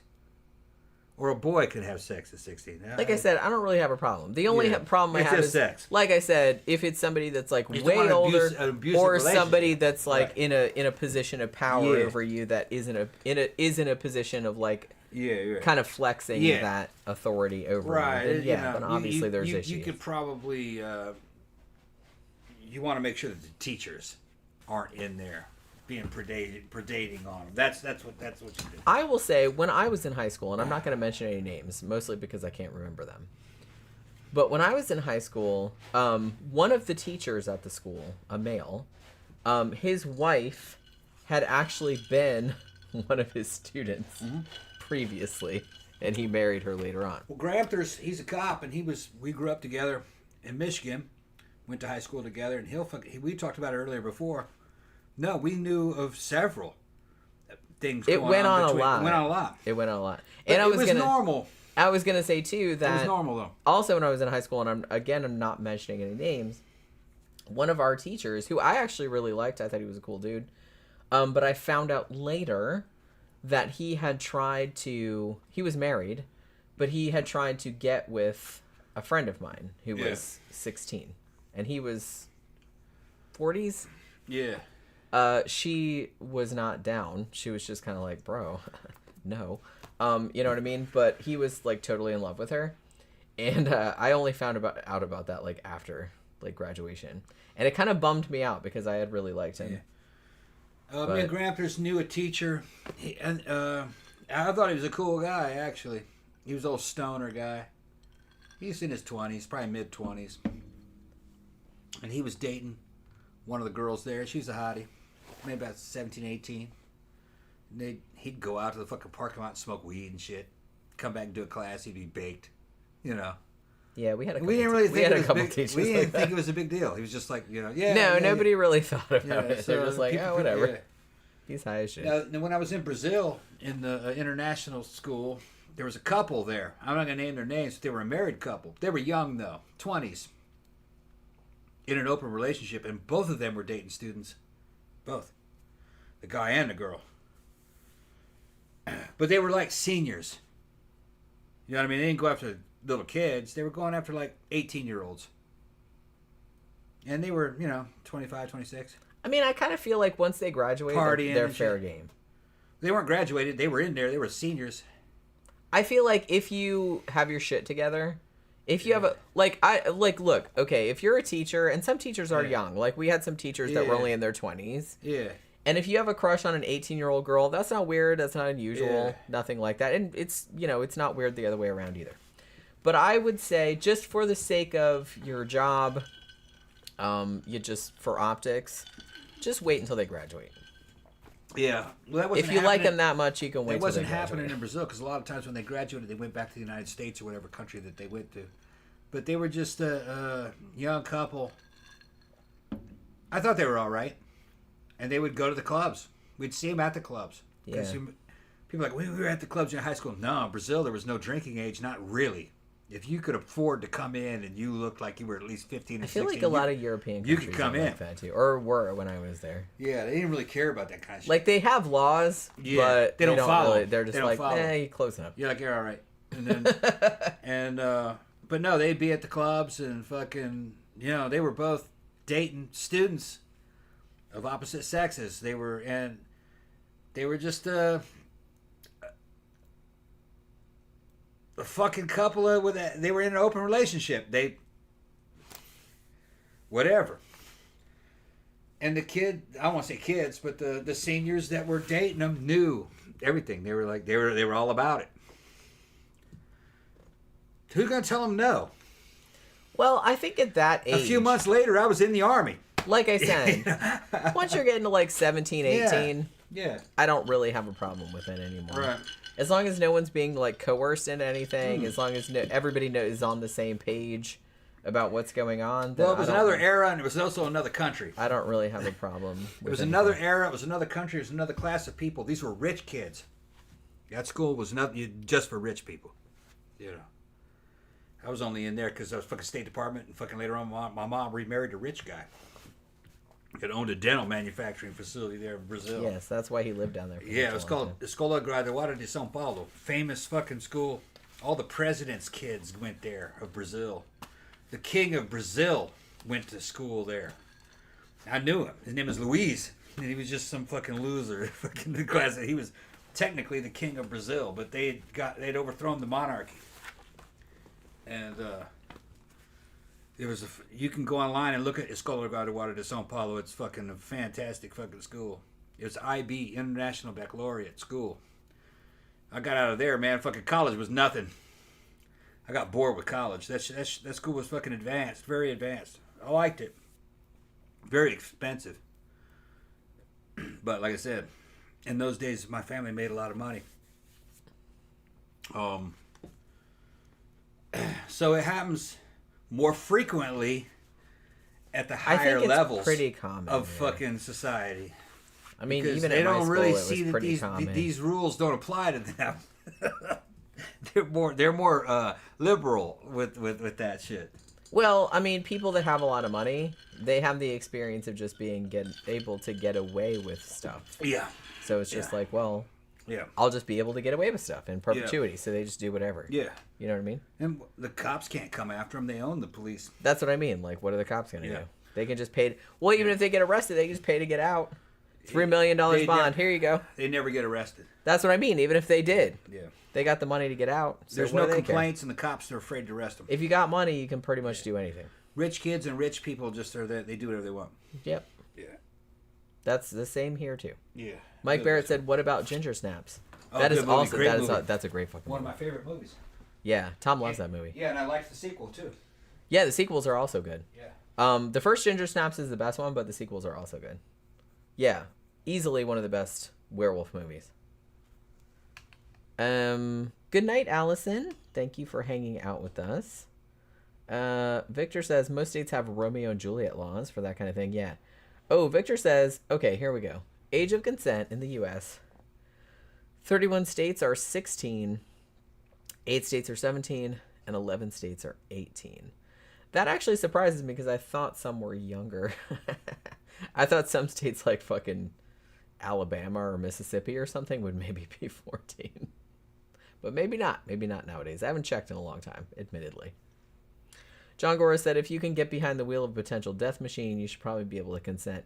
Yeah, I kind of feel like you have to be consistent with the responsibility that you're giving to people. If you're letting people drive a car, if you're letting people vote, if you're letting people join the military, then having them not with it, which is kind of why I feel like it's dumb, and I know why they did it, that they raised the drinking age to 21, and they did that like quite a while back.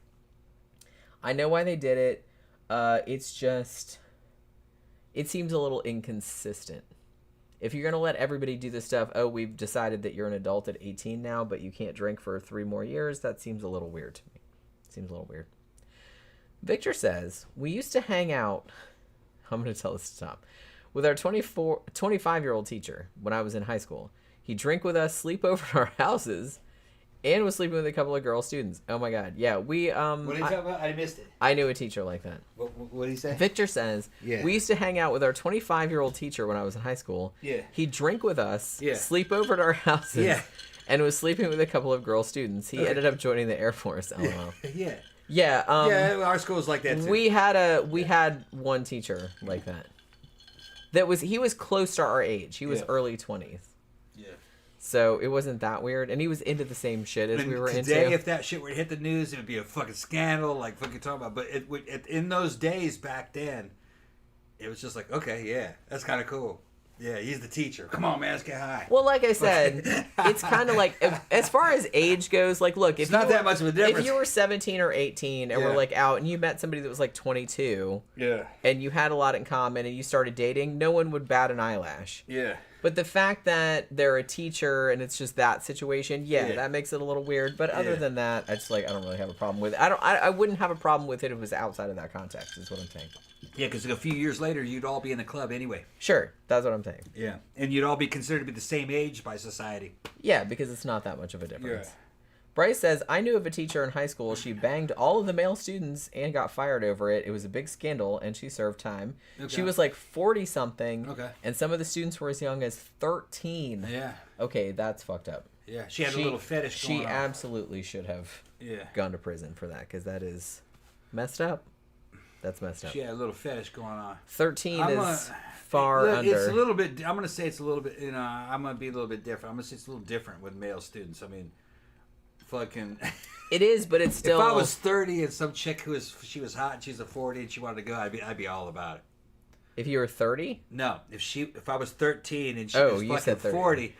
And I fucking thought she was hot, I'd be all about it. I'd be like in heaven. Well, yeah, but 13-year-old boys are really they're kind of different than a 13-year-old girl, because there's you know what I mean. Our society is, you're trying to protect the virginity of these young and protect them from predatory men. They don't protect boys from predatory women, because the average boy will dive right into that shit. They're like, yo, yeah, I've been waiting for this. Hell yeah, bust it over. It's still kind of fucked up, though, because you're still kind of... It's weird. It's exploiting them. Well, it's weird looking at it from the position of an adult. But no, if I was 13, 14, 15, at that time, no, I'd have been all about it. Yeah. I'd be like, okay, yeah, we're going to do this. Well, see, but that's what I'm saying. It's like, most of the time, most 13-year-old girls... if a 40-year-old teacher they'd be like, shit out of them. Right, no, help. Yeah, boys are a little bit different. But that's what I mean. It's different the way they're coming at it. But that doesn't mean that it's not still exploitative or manipulative, because it is. Yeah, you know what I mean? Maybe. But it is kind of a different situation, I guess. Just in the way that they're coming at it, I guess. Well, we're built a little bit different. Guys are built a little bit different.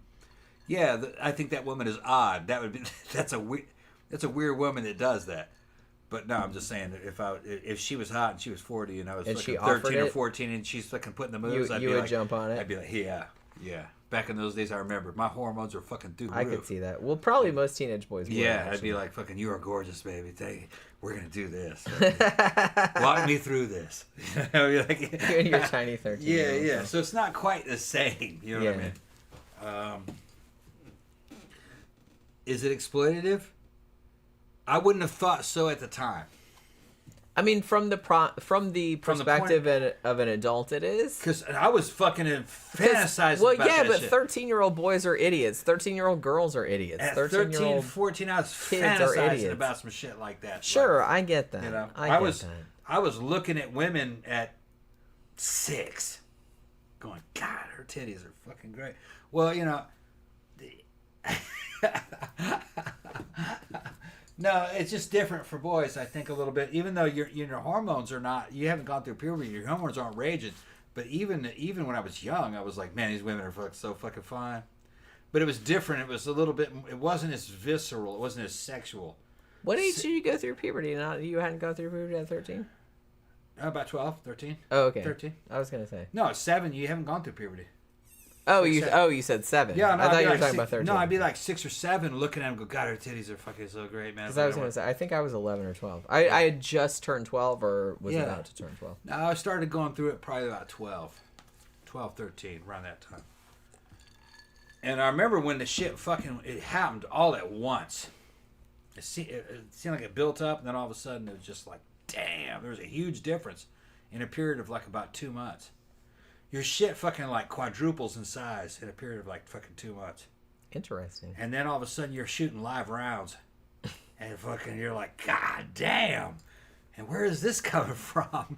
what is happening? Yeah, to me? no, I knew, but I was Oh, just yeah. like, damn, I knew what it was, but I was just kind of like, that was fast, you know.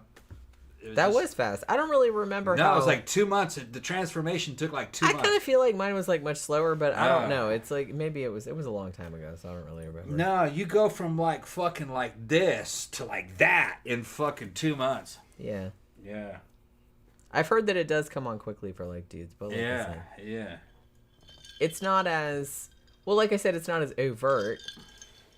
For like obviously you get your period and stuff, Yeah. but which is not fun. Right. You guys get to have a bigger dick. We just get to start Yeah. bleeding out our nether regions. Yeah. Yeah. So, And then yeah. you're like, and the aggression goes. Great. So I was saying, I was like, at 13, you had a hot 40-year-old fucking come at me.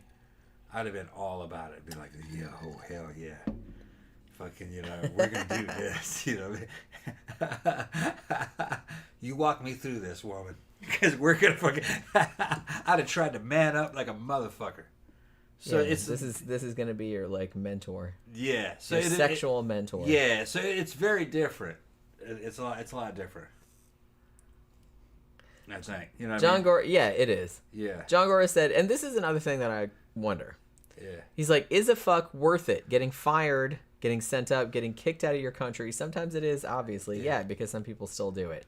Yeah, it seems to me that irregardless of whether the 13-year-old boy would be into it, because you know, doubtless a lot of them would be. Yeah. Yeah. But the thing about it is that you are a grown person. Grown man, grown woman, whatever the case. Yeah, it ain't right. Is this worth? Is it really worth it? No. You could do any number of other things to satisfy those urges. Yeah. Tom showed me something very disturbing because we were talking about getting a sex doll for the videos, for the show and for the videos and stuff, because we thought that would be a fun like addition because we could both do as a things prop, with it. yeah, like as a prop. So we were thinking about. So we they were got looking. some cool ones out there. Too. Yeah, they do have some cool. We They're were like thinking an action figure, like we were thinking about superhero getting like an elf one because I don't Yeah. want one that looks like a person. Tom Yeah. doesn't want. He's like, I don't want one that looks like a person. That's weird. Yeah. But we want one that looks kind of like a fantastical creature, Yeah, or a superhero with fucking like or a vampire or an elf yeah, or they something. got some cute but you can assemble one out of bodies and heads, and Right. Fucking so. So we were looking at ones, and then he's like, I saw some shit the other day. It's like, you need to see this.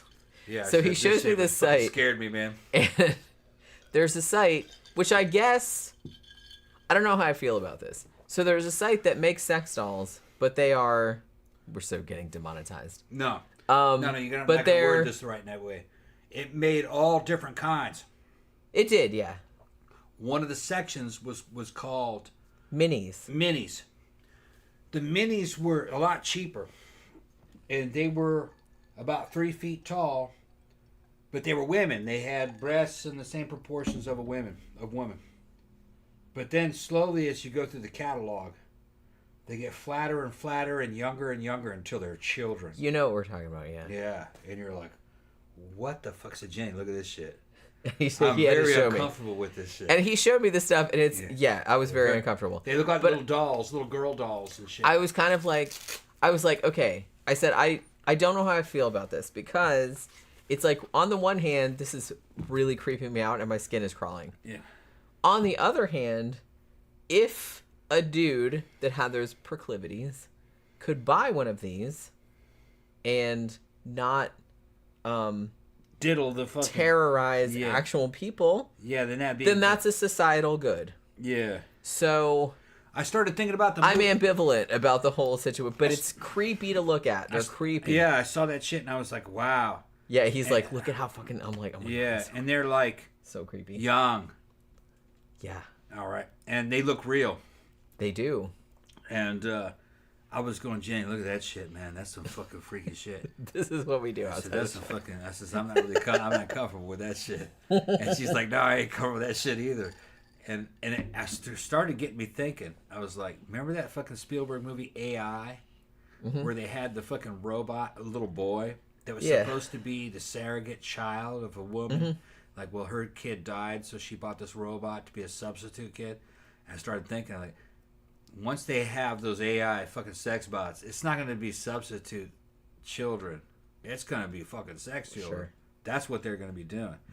But I guess Spielberg didn't want to fucking go that route. Well, he doesn't want to make the movie. Like, no one's gonna go watch a movie about that. Right. Because they had Jude Law playing a full-grown male sex bot. He was a male prostitute. Yeah, and he's like a cool-ass character. I liked in that movie. He could change his hair, and he could be as suave as a motherfucker. He could be whatever you want. And then, like, he'd come on, and he'd say some fucking awesome shit to some chick. And I love Jude Law, by the way. And I don't know what company he worked for, because I don't know why he needed money, but they were paying him. So I guess the cryptocurrency or whatever went to whoever company had made him. Which I don't know. Why would a robot be hooking himself? Because he wasn't doing anything with the money. So I guess they just put him out there like taxi cabs. Yeah, that's what he was to make money for the company. Sure. And that's what he was doing. What was it? That was his name purpose. Was Joe, I think, or something. What was his name? Joe? Oh, I can't remember now. It's been a long time. I saw that movie in the theater. Yeah, he could change his hair color. He could change his fucking face. He could do whatever he wanted to become. And he'd put the moves on these women and get them. They didn't they didn't show him like hitting up gay men though, which I feel like would be the larger market. But he could probably do that too. It's just that I guess so. Did they show that in the movie? No, but he could probably do that. Maybe that would have been too controversial. Well, there were female versions of him also. Remember Jane? I think her name was Jane. Yeah. You saw her in the hotel. We need to watch that again. I haven't seen that for a really long time. Yeah. But I was thinking about that, and I was going like, yeah, that AI movie's fucking beating around the bush. It wouldn't be a surrogate child. It would be a fucking lover is what they would be selling. Child. Man, weird shit. Yeah, it was pretty weird. So, like, the stuff that he was showing me was, like, pretty weird. And I was just kind of like, I don't know. Like, I'm weirded out by the fact that they make them. But in a way, it's just kind of like, maybe it's better that they make them. You know? Like I said. Yeah. If it keeps like at least one PDF file from violating a real person, then that's good, right? What? They're still weird though. What? I said if it keeps at least one PDF file from violating a real person, then that's probably good, right? But still, it's still weird to look at. It's weird, yeah. It's still pretty weird to look at. Because we were just looking at adult like elves with big titties. Come on, why did we get into this? Yeah, we just wanted elf with big titties. There's not a female market for it because they'll sell all these. They'll make all these different female dolls, and there'll be like one male doll. And I would think maybe there might be a gay market for it too. But one of them was called Leonidas. He was like a gladiator. Shit. Yeah. That was really the only one they had, though. He didn't. Well, he didn't look honestly, all that good. He looked kind of skinny for. Like I said, it's really weird, and well, you can tell like what the intended market is, like who buys this kind of stuff. Yeah. Because honestly, there are very, very few male sex dolls. Yeah. The ones that they have are either just like a disembodied chest with a erect dick on it, which are a little weird. Or, like I said, they just have, like, one token one. Yeah. Like, all the other ones are women or trans. Yeah. Like, they had some kind of Fuda type ones. Kind of, yeah. They had a Fuda kit. They convert one into a Fuda. Now, I did like that. I was just kind of like, that might be another thing we could look into. We want one that's maybe convertible. Yeah. But, just so we could have options. But, 99.9% of them were female. What I did think was cool about the dolls is that and it was the site that was selling them. They were selling fantasy dolls, and they said these aren't just something that you basically use for sexual purposes. They're also really good decorations, and people dress them up as their favorite characters. And they showed some vampires, and superheroes and whatever, so it's kind of like a lifelike statue, and they do look really cool. Nice faces and shit. Because you could just like put that in your house in the corner and nobody would think, put it back here on the show. Oh, it's like they fuck that. Yeah. They dress them up and they pose them and shit, kind of like a life-size action figure. They do have some really nice ones. They're not cheap though, I'm gonna say. You're gonna spend at least $1,000. Like I said, if we're gonna get one, because like I said, they're very expensive. I don't know. I wouldn't want a male one. That's just, it's not super appealing to me. I don't know why. I guess that's kind of why, like, women don't buy that kind of shit. We just don't. Well, just the torso is good enough for the scene. And even that some is people like, are kind of like, well, what the fuck? it's kind of creepy. Yeah, some people are like, what the fuck? You guys Even talking that's about? kind of creepy. When you make video to sell, adult video, there's a whole process of verification to verify the identity of somebody That's in the video. that's in the video. So They have to like take a picture next to their driver's license. It's a whole right.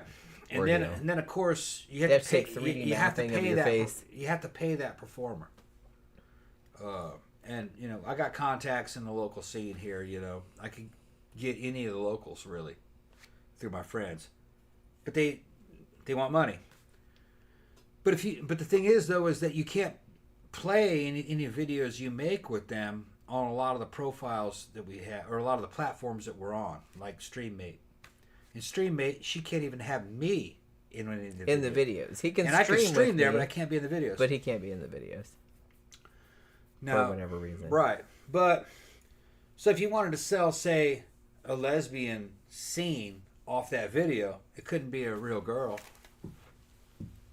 because I don't think you could get her approved Unless she was already unless she was already approved on that. approved on that platform. They're just real sticklers about. Yeah. They're real. Well, they don't sensitive. want to get their ass in trouble. They Right, don't want to get about sued. who's Like, I who. get it. Like, Right. you know what I mean? There is, like, a lot Right. of, you know, the industry is ripe for exploitation and, Right. you know, there's trafficking concerns and stuff like that. So they are very strict Yeah.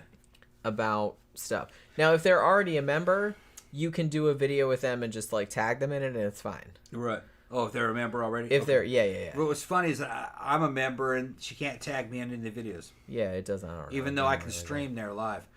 But it would be good to have something like that at hand, because real quick, if we were ever streaming and you needed to do a quick lesbian type scene or a threesome scene, we'd have a dummy. Yeah, like, you don't have to To pay go her through and it. she doesn't have to be Yeah, you approved have to or pay her, and anything. it's just She'd just lay there and right. do You could whatever we wanted. And they got girls selling videos of that, and they got guys that are into that. It's like a specialty. Anything is a specialty or a kink.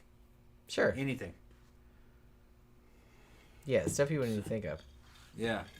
Victor said, "Whoa, I just looked up my old teacher on Facebook, the one he was talking about, the one that used to sleep over people's houses and stuff. And he's married to one of the students he was sleeping with. Okay. They have 3 kids. Okay. Yeah. Well, I mean, at least Well, he was did there, right by her. I guess. They got married. He's like, they made it. LOL. Yeah. Probably a good couple. Bryce was saying, I remember all the boys at the time talking about the 40-year-old that was banging the 13-year-old students. Yeah. Were disappointed she didn't get to them. Yeah. He's like, I personally was more interested in her husband. Haha.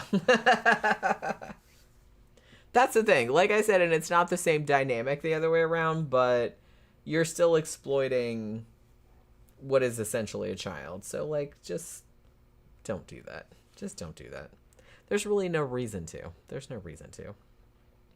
I really don't understand why someone with that much to lose, you presumably at that stage of your life have a career and perhaps a family and a house and stuff like that, and I really don't know why you would want to throw that away just to bang a 13-year-old. I really can't see how that would be worth it for any. I really don't. I mean, you know, I understand other people are not me, but I just don't get it. I don't get it. Yeah, and Tammy said, I can't even imagine finding a 13-year-old attractive. See, I can't either. I just don't. That's a kid. I mean, that's a child. I don't really. I don't know. I don't get it. I don't get it. Like, it's not. It's really not something that has ever occurred to me. Like, yeah, when I was 13, other 13-year-olds were probably attractive to me, but when I'm an adult, I was like that. I never even thought about it. What's that? Like, when you're an adult, like, other, like, 13-year-olds being attractive to you. The only thing that would have bothered me if I ever went through that, I'm like 13 or 14, the 30-something-year-old teacher, I think she's hot. What would have upset me is if I wasn't the only one. If she was doing it to a bunch, I'd have gotten jealous. Like, bitch, you don't love me. That's the only one, because I would have been, you know what I mean? I'd have been fucking possessive, probably. I would think so. Probably not at first. Kids that age tend to be. Probably not at first. I'd have been like, because you kind of kids that age are very self-centered. Yeah. I'd have been so you're kind of like, well, it's not just me. They think they're the center of the universe. You bitch, you. So, That's probably what would happen. Yeah.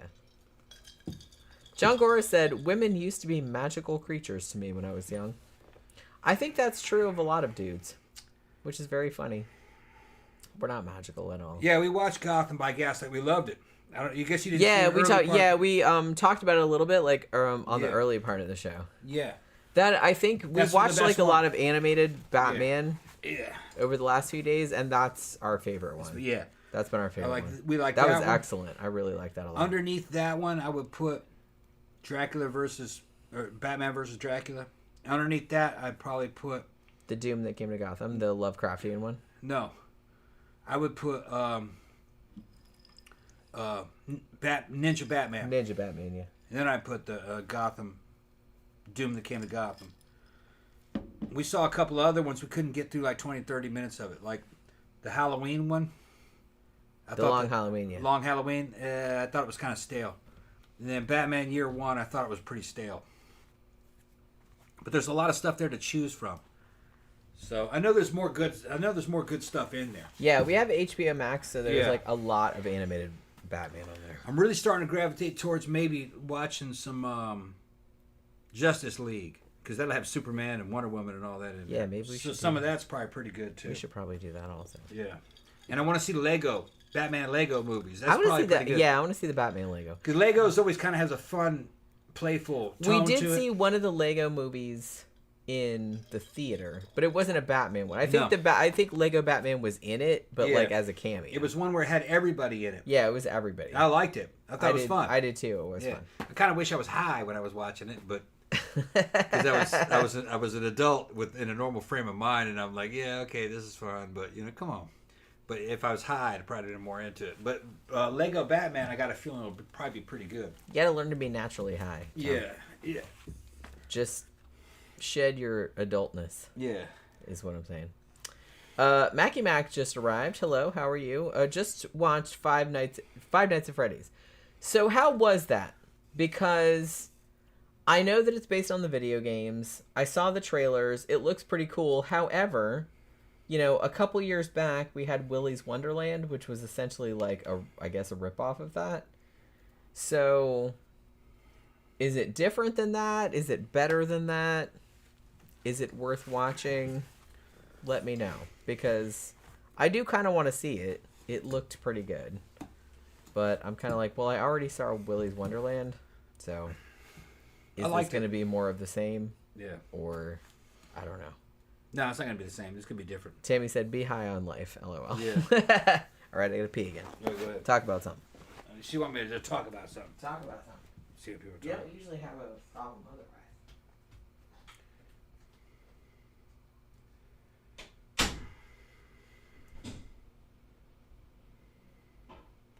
See what everybody's talking about.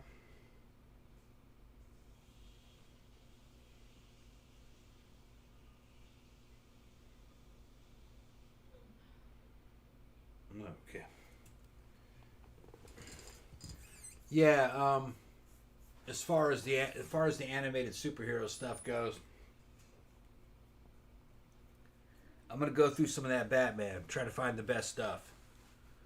And then I want to go through like the animated Superman stuff, because I'm a Superman fan too. I love Red Sun. So if you guys have any suggestions on animated Superman, go ahead and drop that in the comment section. I liked Red Sun, which is like parallel universe Batman or Superman. What happens if Superman were to land in the Soviet Union? I thought that was fucking great. Probably would like Justice League. So if you guys have any recommendations, go ahead and drop that in the comment section. About what? Ooh. Oh, that's better. Damn. Oh, Danny says, why do people call the Air Force the Chair Force? Because they're sitting in offices on a chair. They're not doing shit. Air Force is fucking very high class compared to the Army. They got much better facilities. The food's real good. It's very civilized. It's like a regular job. In the time that I was in, they had cute girls in the Air Force. Lots of them, too. And they weren't hookers. Army girls were all hookers when I was there. Half of them. They were fucking hookers. They were trashy. Some people are like, what are we talking about? Yeah. Fucking. I met a female ex-CID agent. And she asked me that's a long story. She was asking me what I thought about females in the military. And then more I got to know her, she didn't think that women should even be in the military. And her job was to break up prostitution rings in the Army. What happens is they're young girls coming into the Army. They show up in an Army unit, they're outnumbered 20 or 30 to 1 to dudes. And these are very average looking women. And on average, fucking the dudes that they're surrounded with are hotter. So it's kind of like a kid in a candy store. And they're living around all these dudes who they think are hot. They start sleeping with them. Other girls that have been there longer than them are like, why are you sleeping with all these dudes and not charging them? So then they start charging them. All right? And they make more or about the same off charging these dudes than they do on their military paycheck. I mean, it's so bad out at Fort Campbell. One time I was down there at the park we used to hang out with, at me and all the guys that rode motorcycles. A van pulled up one time. It had 3 girls in it. And they were in there turning tricks in the park, and they were all Army girls. That's how bad it was back in the 90s.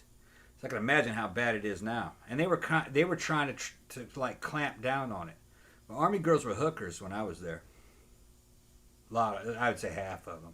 I'm not gonna say all of them. And not just the enlisted, the officers too.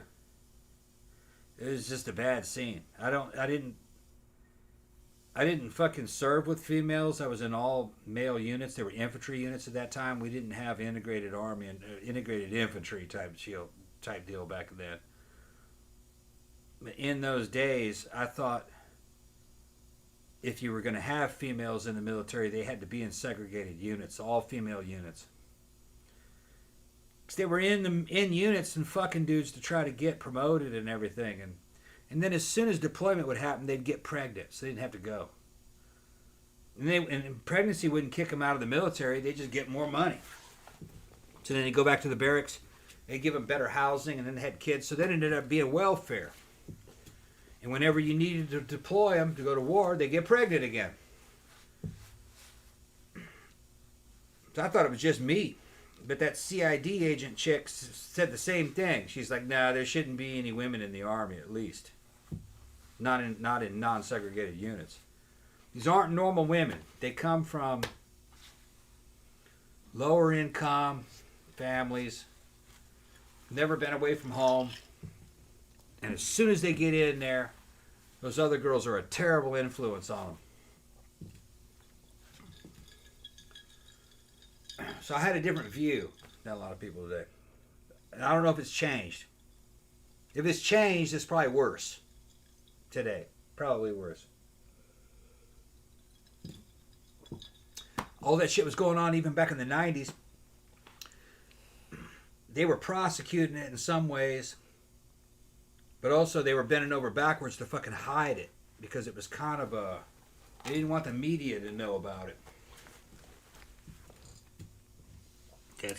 Talking about Five Nights at Freddy's, Mackie Mac said it was good, but they kept it PG-13.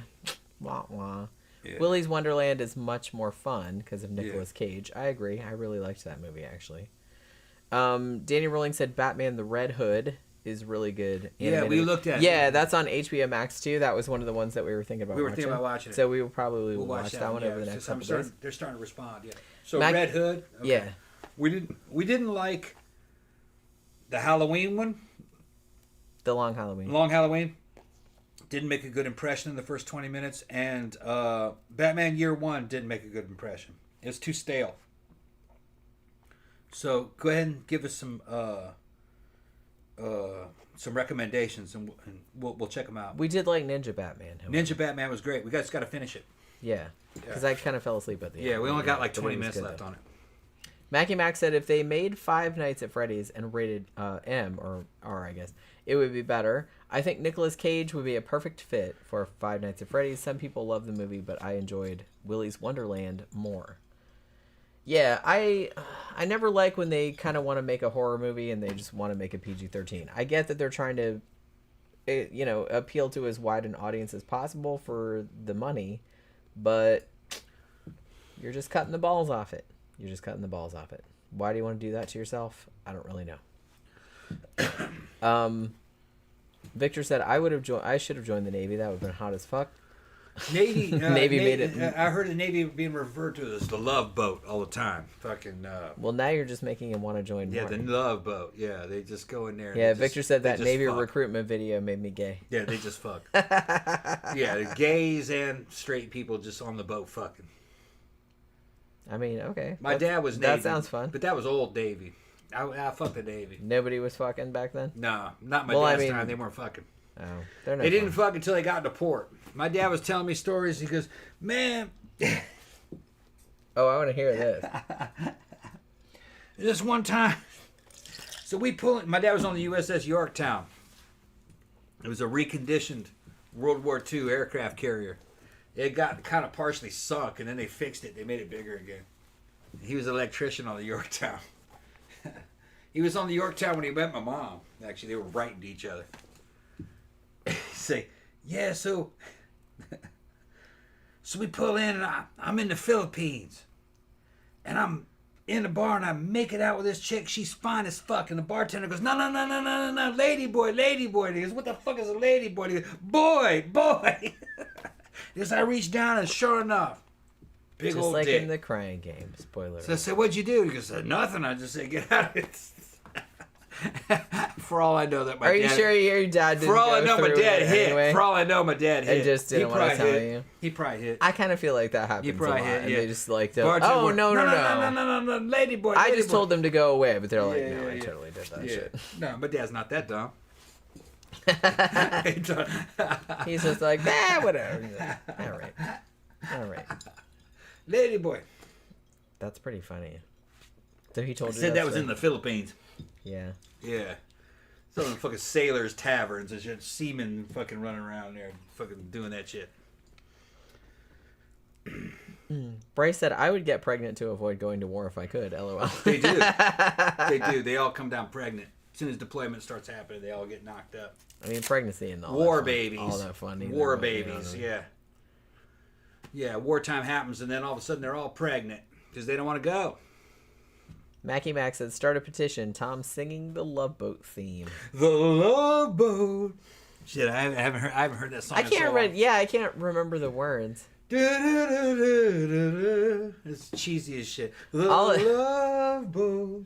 You know what's hilarious? Yeah. The only version of the Love Boat theme that I can remember is a version that they made a joke about on MST. Yeah. So, which are not the real words. So I can't even remember what the jokey words were, but I can't remember what the real words were. I used to my grandmother used to watch The Love Boat. So I've seen a bunch of episodes of it when I was, I was a little kid. But I mean, I kind of remember it. But it was just, I don't know, was it as sleazy as I remember? Yeah. It was kind of sleazy. No, it was kind of no, sleazy, it right? was sleazy. No.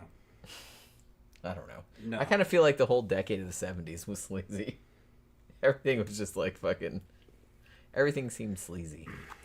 Whenever I watch movies from the 70s, like Giallo movies or old horror movies from back then, I'm like, man, everything was just so sleazy. Everything was sleazy. Danny's saying that they should make the service mandatory. No, they shouldn't. Shouldn't be mandatory. Shouldn't be mandatory because the United States really shouldn't have a military. Not in the way that it is now. Because if you give them a professional military or a big military, what they'll do is they'll just project it into other countries and then grift off of it, because they make so much money through the military industrial complex. And they fucking lose every war they get into. All of them.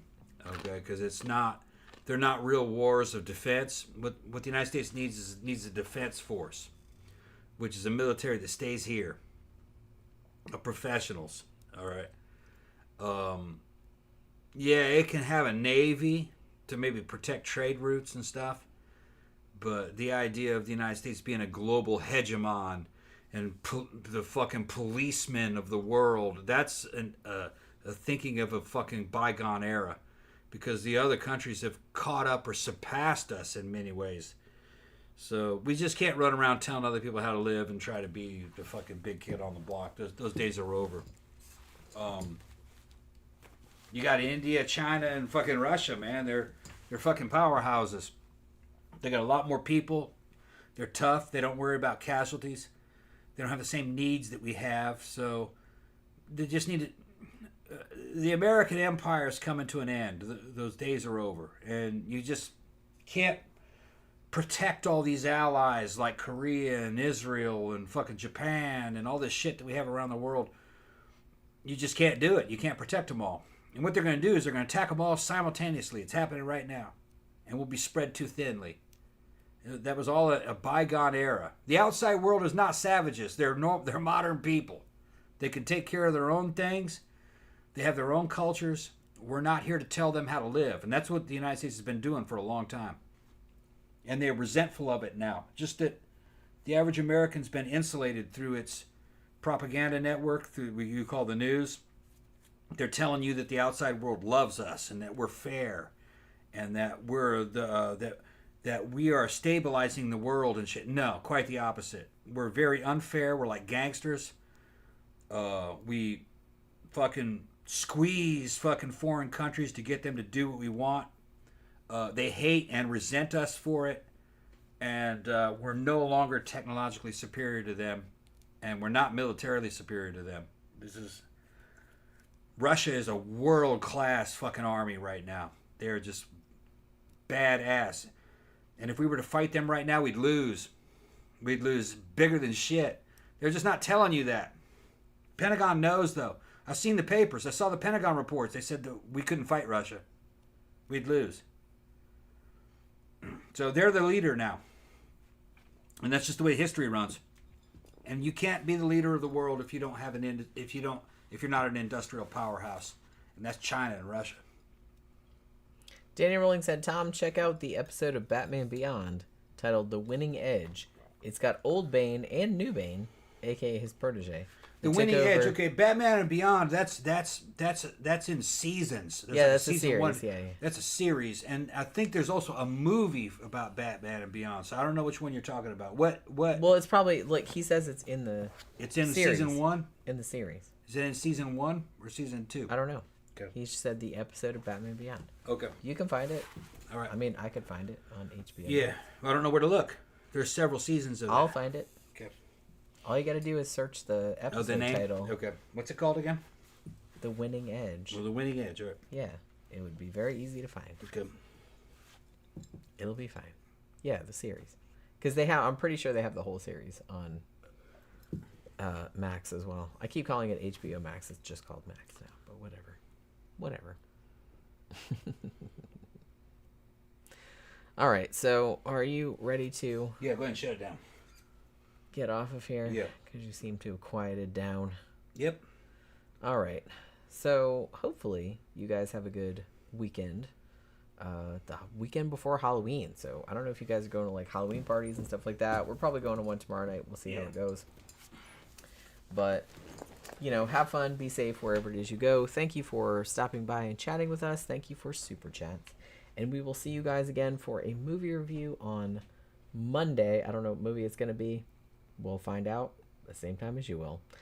So yeah, thanks everybody for coming by, and we will see you guys again on Monday. Good night.